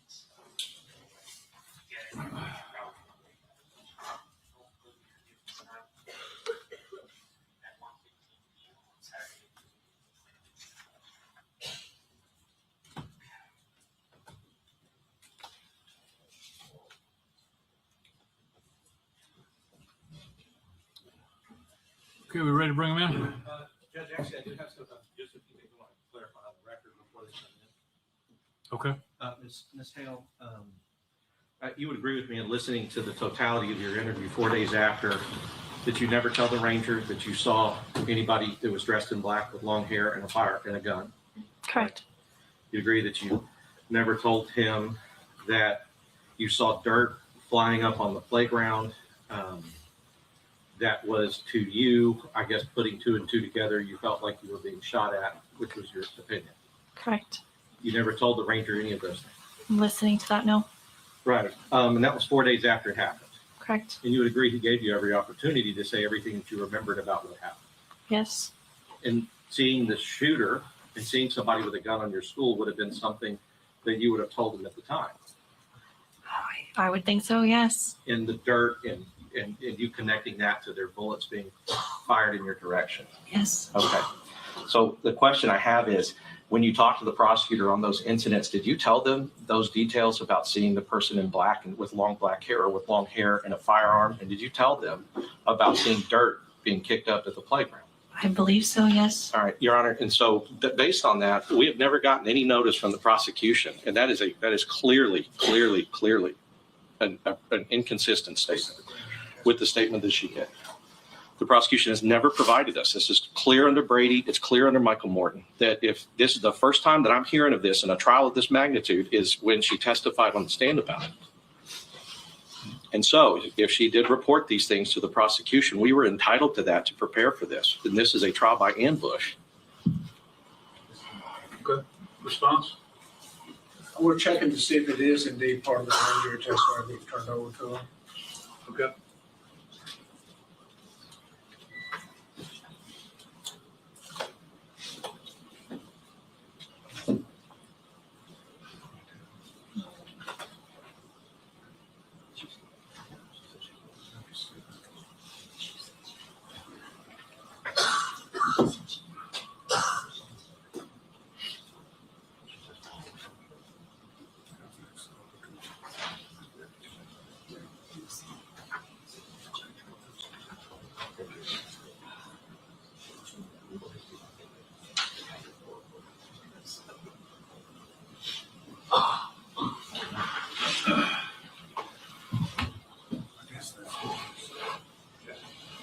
Yes.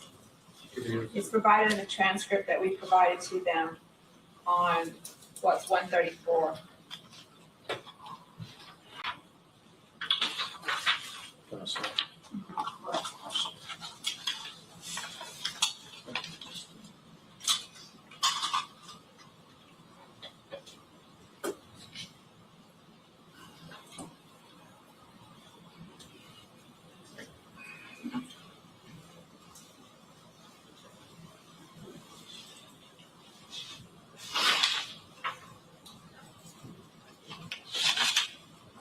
Here's the part which talks about the extension cord.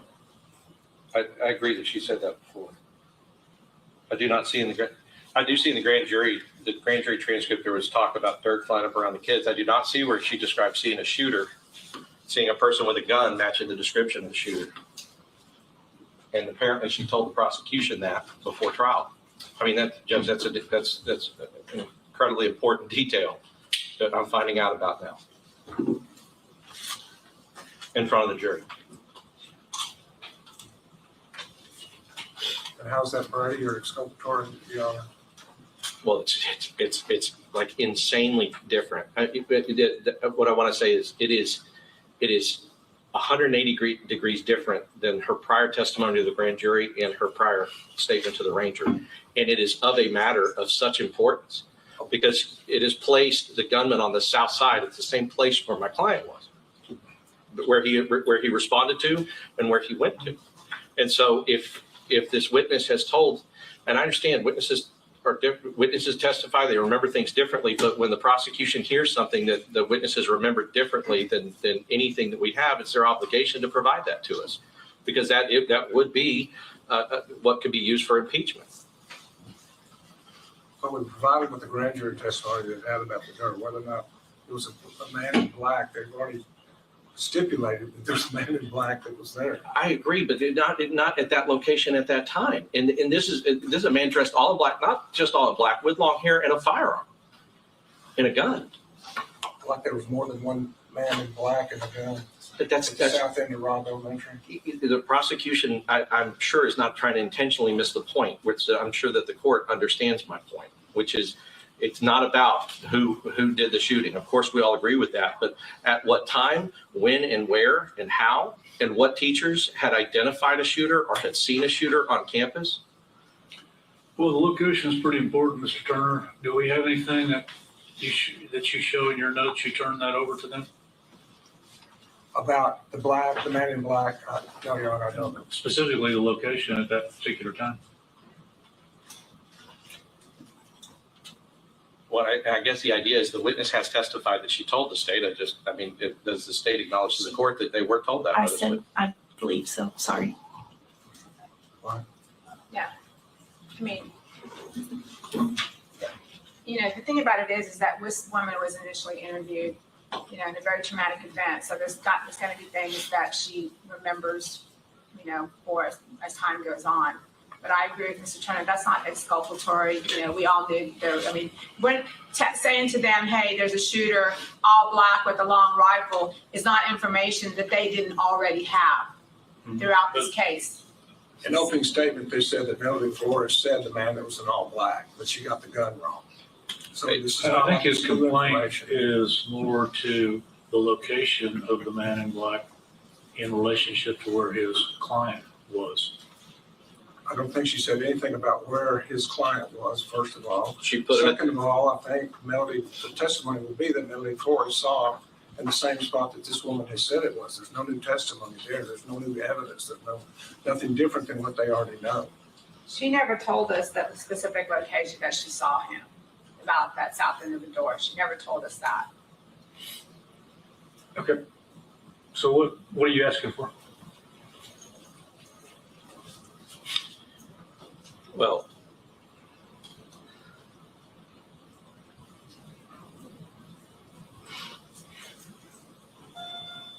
can I have a moment? Pretty quick, yeah. Yeah, just need a little bit to talk to them. Yeah.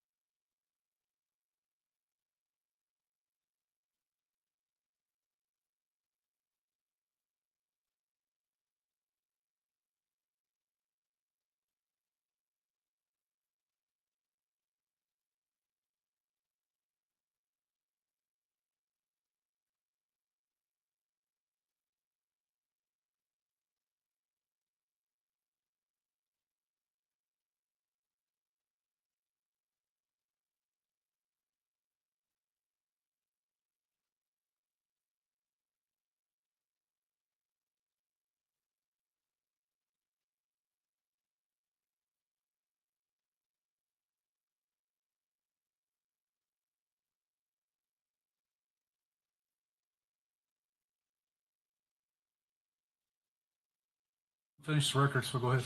Before they ask for their remedy, we'll go ahead and ask your question. As far as the conversation you had with the prosecutors and the man in black, did you discuss, or do you have a firm memory that you discussed where he was, or did you simply discuss him and you saw the man in black? I don't remember. Are you talking like during the grand jury? During the grand jury or when? No, when you talked to the prosecutors in preparation for trial. Oh, I don't remember now. You don't remember? If I discussed the location, no.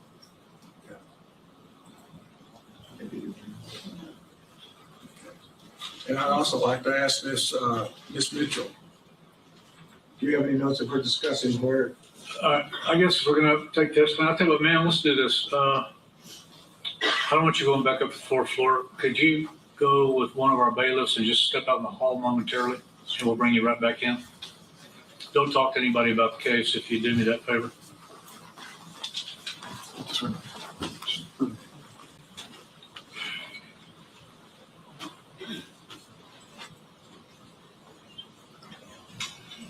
All right, Ms. Mitchell, you raise your right hand. You solemnly swear the evidence and the testimony given in the cause will be the truth, so help you God?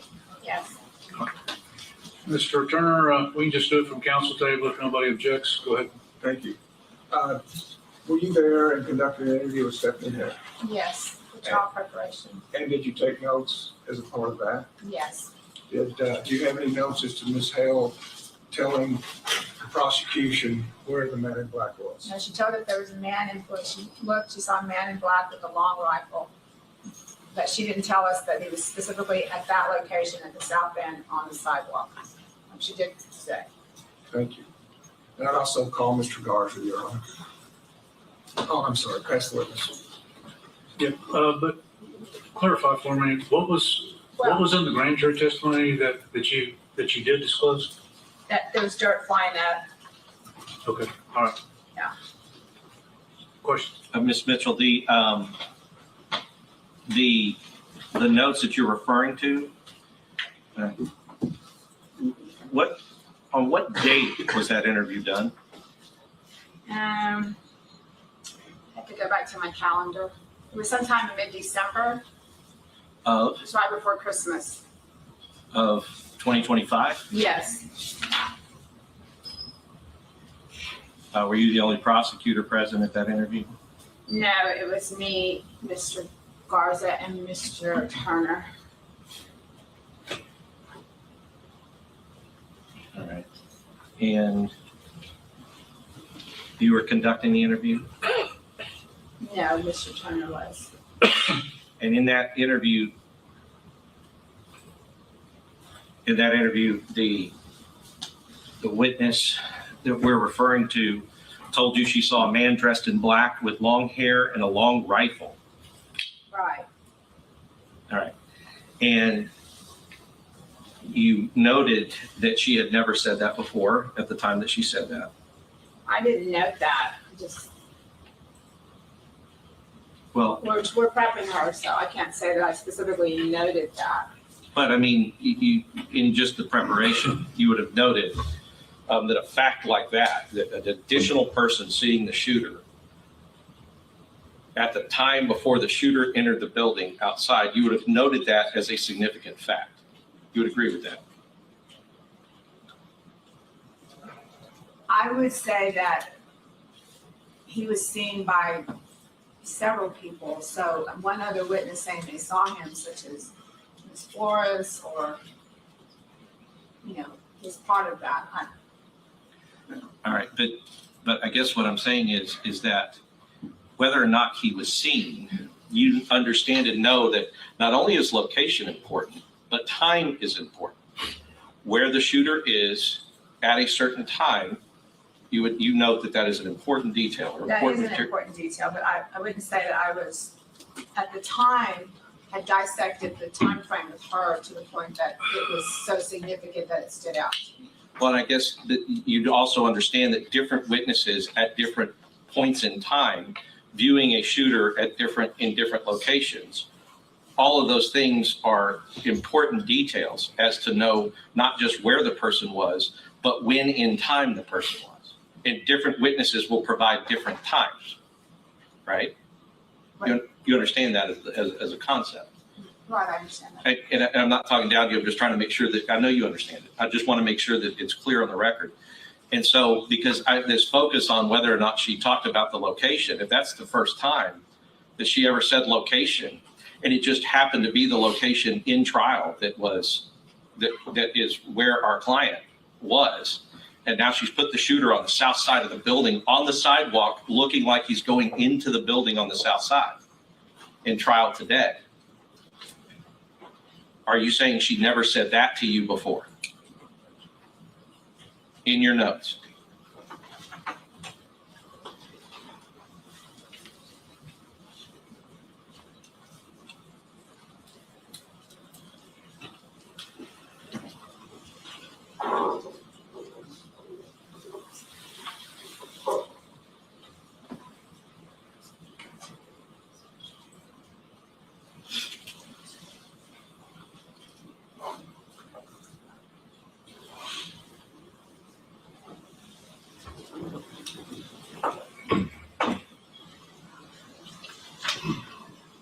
Okay, were you asking me two different questions, like seeing him there versus seeing him specifically on the sidewalk? The term "the sidewalk" today caught me off guard because I had never heard that before.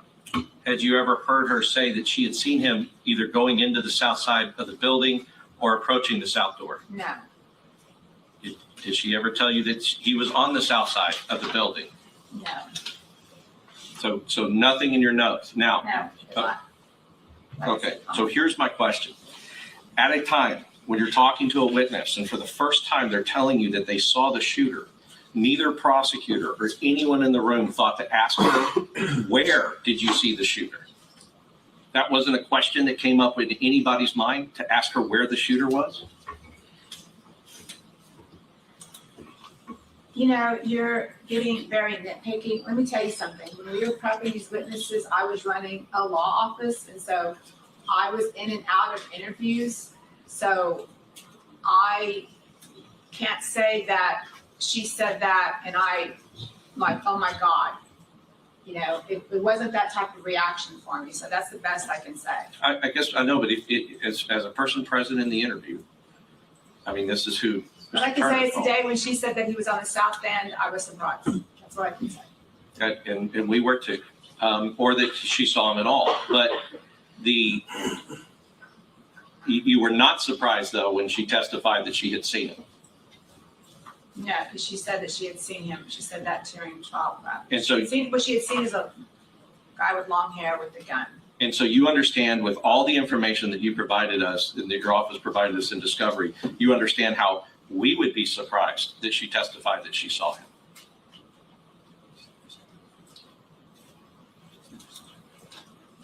No, because I would assume that y'all knew that, given everything, given all the information that's been provided to y'all, that y'all would know that he's, the testimony, the evidence is that he's on that south end of that building shooting into room 102, right?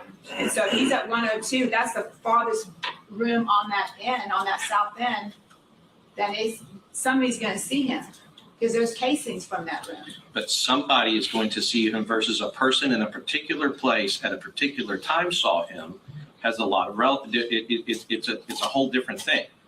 And you would agree with that. That's why I was asking that question. Place and time are both important considerations when we're talking about Adrian Gonzales' conduct. What he saw, what he could see, what he could know, what others knew. Those are all important considerations. But we already have other witnesses that say that he was, that the shooter was seen at the south end of the building. Right, and We you have would, other witnesses. okay, and so. So I didn't think that would be a surprise to y'all. Well, let me ask you this. So you say you have other witnesses that will say that. And now you have provided, you would agree, you have provided a witness that will corroborate those other witnesses, right? And make those other witnesses seem more credible instead of their testimony standing alone. Right? What? Okay. And so that would be an important thing for us to know before we started this trial. And to know when you knew it. You would agree with him. I would agree that that was already known, that was out there. Well, That's I'm why not, I don't understand why it's a surprise to you. because you Yes. didn't report it when she told you that. That's why, because you didn't turn it over when she told you that, and it was something she had never said before. And I think you will agree with me that has not been turned over by your office in any shape or form before. Well, I would agree with you that I so asked you to come to my office and review our file. That was on the record. I said, I want you to come look through our complete file to make sure that you have everything. And that was agreed to, but then I was never contacted. So I did make our file available on the record before trial. And you understand the prosecutor's obligation is not on the defense. The prosecutor's obligation Now, I belongs understand solely to that, the but I wanted to prosecutor. make sure that this is tons of evidence. I wanted to make sure y'all had everything, made our discovery portal available, gave y'all a server. I wanted to make sure y'all had everything. So I did make that available. I'll pass the witness. I had a few follow-up questions on timing, if I may. Ms. Mitchell, to start with, there are casings not only in front of 102, but also south of that. Is that correct? Yes.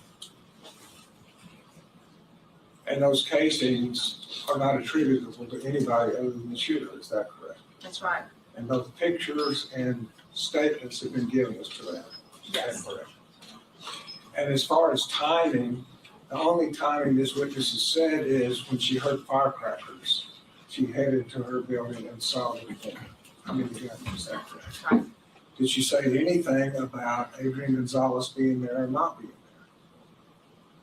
there? No. Did she testify in anything about Adrian Gonzales being there or not No. being there? So the timing is simply that as she hears what she believes to be firecrackers and where there are casings, she sees the man in black. Is that correct? Right. And so how does that timing in any way impact Adrian Gonzales? I mean, it's speculation in that sense, because she can't know our defensive strategy or what we're doing. But it's pretty clear, Judge, it's pretty clear that we have these things down to the second. Prosecution presented the things in a big blurb. We have it to the second, and the second matters, and every second matters. And so timing is important to the defense strategy. I'll just represent to the court. I don't need Ms. Mitchell to testify about We how important it is we to my have the strategy. timing of when every shot was fired, including the shots at the south end, John. Okay. We do have Well, examples. let's finish up the evidence that you want. Did you have any other questions of Ms. Mitchell? Any other questions? No, Your Honor. Okay, did you have any other follow-up, Cross, of Ms. Mitchell on? I'd ask you to examine her records in camera or her notes in camera to find out if that's the Did you case. want to call Garza or not? Yes. Okay, let's finish the evidence. All right. You solemnly swear the evidence in the testimony given the cause to be the truth, so help you God. I did. Go ahead. Yeah, let's do it for the witness stand. You're a little far away.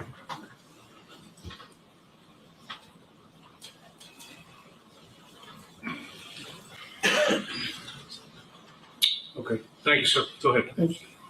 Tell us who you are My name is Ricardo Garza Jr. and what do you do for a living? I'm an investigator for the DA's office in Uvalde County. Were you present when Stephanie Hale was interviewed? Yes, And do you recall her saying anything about where the shooter was? no, Do you recall her saying that the shooter was in black? yes,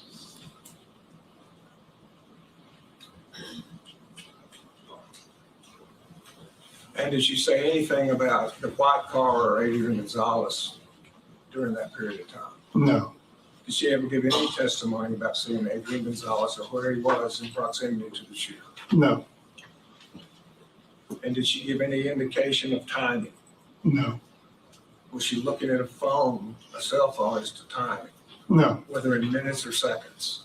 no, So she could give us no clue as to what time she saw the person in black. correct.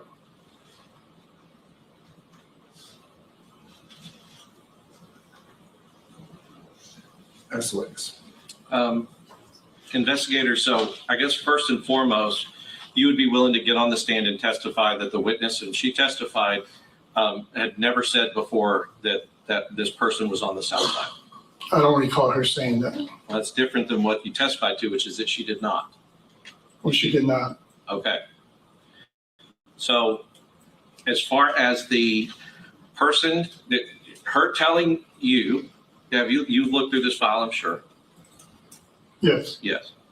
And you know that it's significant when people were able to see the shooter from the time that he went in the culvert to the funeral home, to walking down, to the shots he was firing, and who could see him and what was going on at the time. You know those are significant facts. correct. Okay.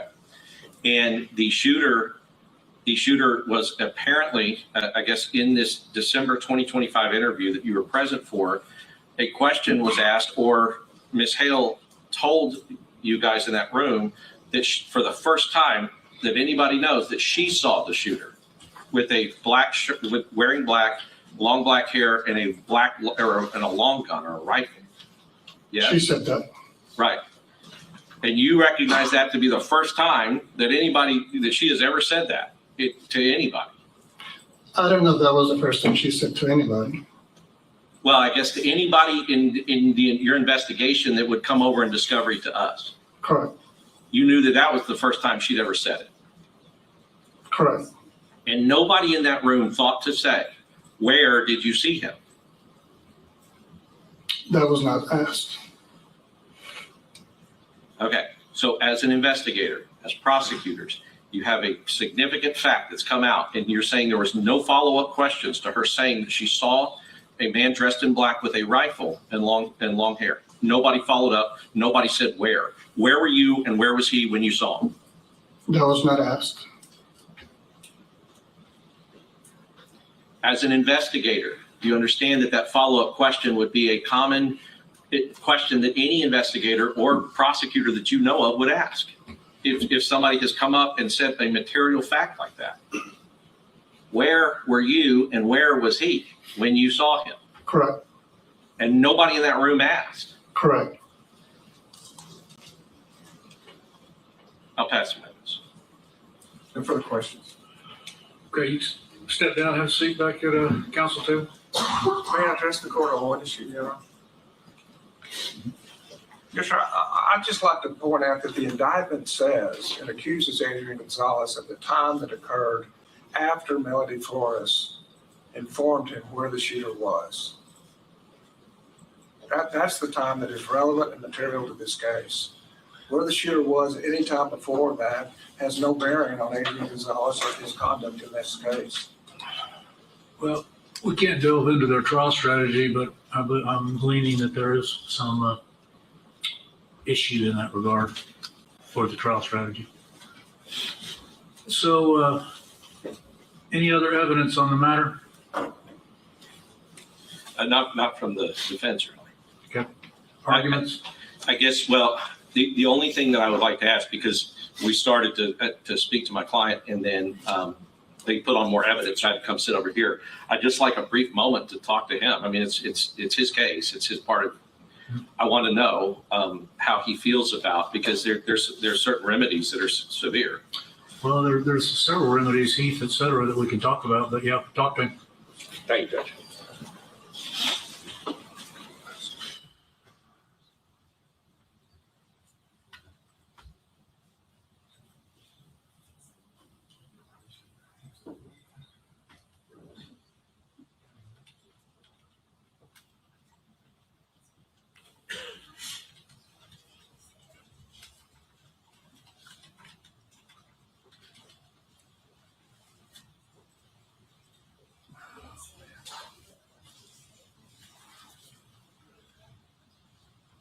You want to tell them we're another 15 minutes, if you don't mind. Judge, there was some findings that were left on my desk for this case. We have them right now or for tomorrow. Let's fight one battle at a time. Tomorrow morning. Okay. I'll bring it All right. You can take off if you don't want.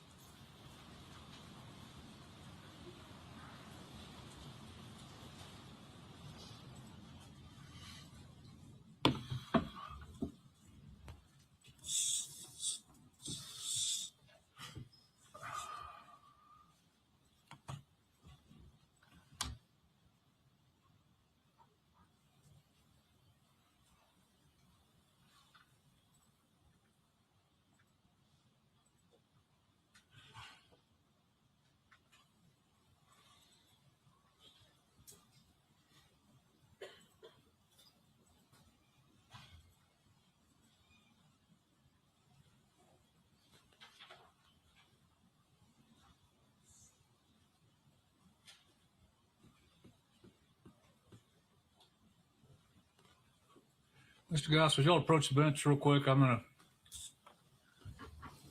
to do a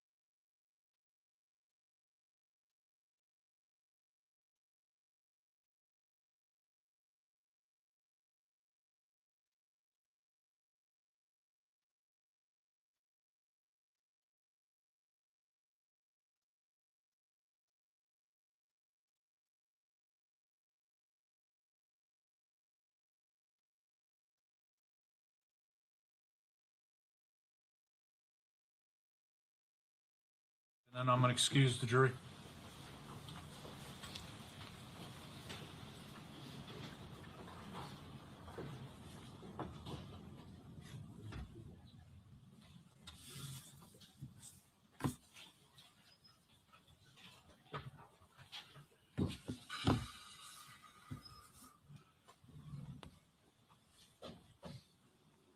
You can go bring him in if you like. The juries. Yeah, please. All rise for the jury. Come on up, man. Have a seat. Witness stand.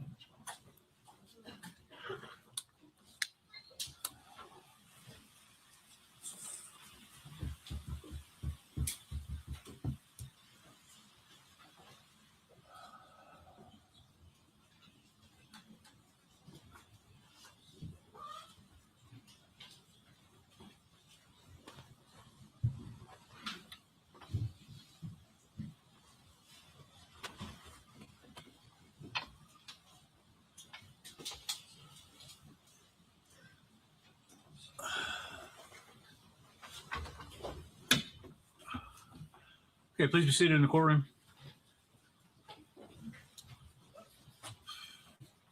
Ladies and gentlemen, we had to take up a matter required by law outside your presence. As I've told you before, please don't hold it against either side. We need to, because of issues that arose during that hearing, we were already going to have to quit tomorrow for the medical appointment at noon or 1 o'clock. So we were not going to be here in the afternoon. To further deal with this issue, I'm going to continue this matter till Thursday morning at 9 o'clock for the jury. We will be here tomorrow dealing with a matter outside your presence, but I'm continuing the jury until 9 a.m. Thursday morning, and hopefully all the other issues can get resolved during that period. So thank all of you for your consideration and your patience.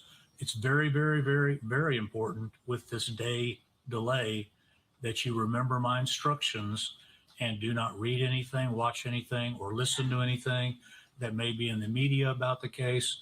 Don't make any personal investigations. Don't talk to anybody about the case, and don't let anybody talk to you. We will start on time, 9 a.m. Thursday, with this witness back on the stand. So have a good day off. I hope everything works out otherwise, and we'll see you at 9 a.m. on Thursday. Would everyone rise for the jury?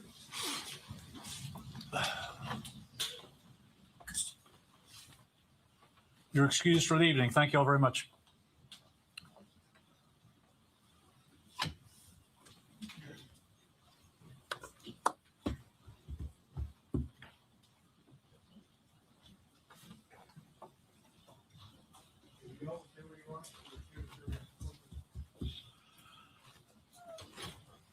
Okay, you can be seated in the courtroom. Ma'am, we're doing that continuance because of some issues that arose. And what I'd like for you to do is be back on Thursday morning at 9. But this is very important. The rule has been invoked, and it is a specific rule concerning witnesses, and it means you cannot talk to anyone about the case, about your testimony you gave in here today, or anything about the case to anyone other than the lawyers.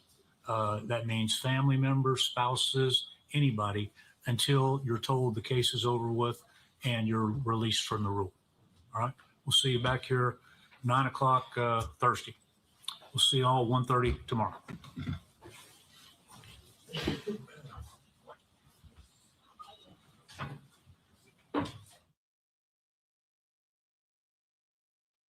All right, lawyer.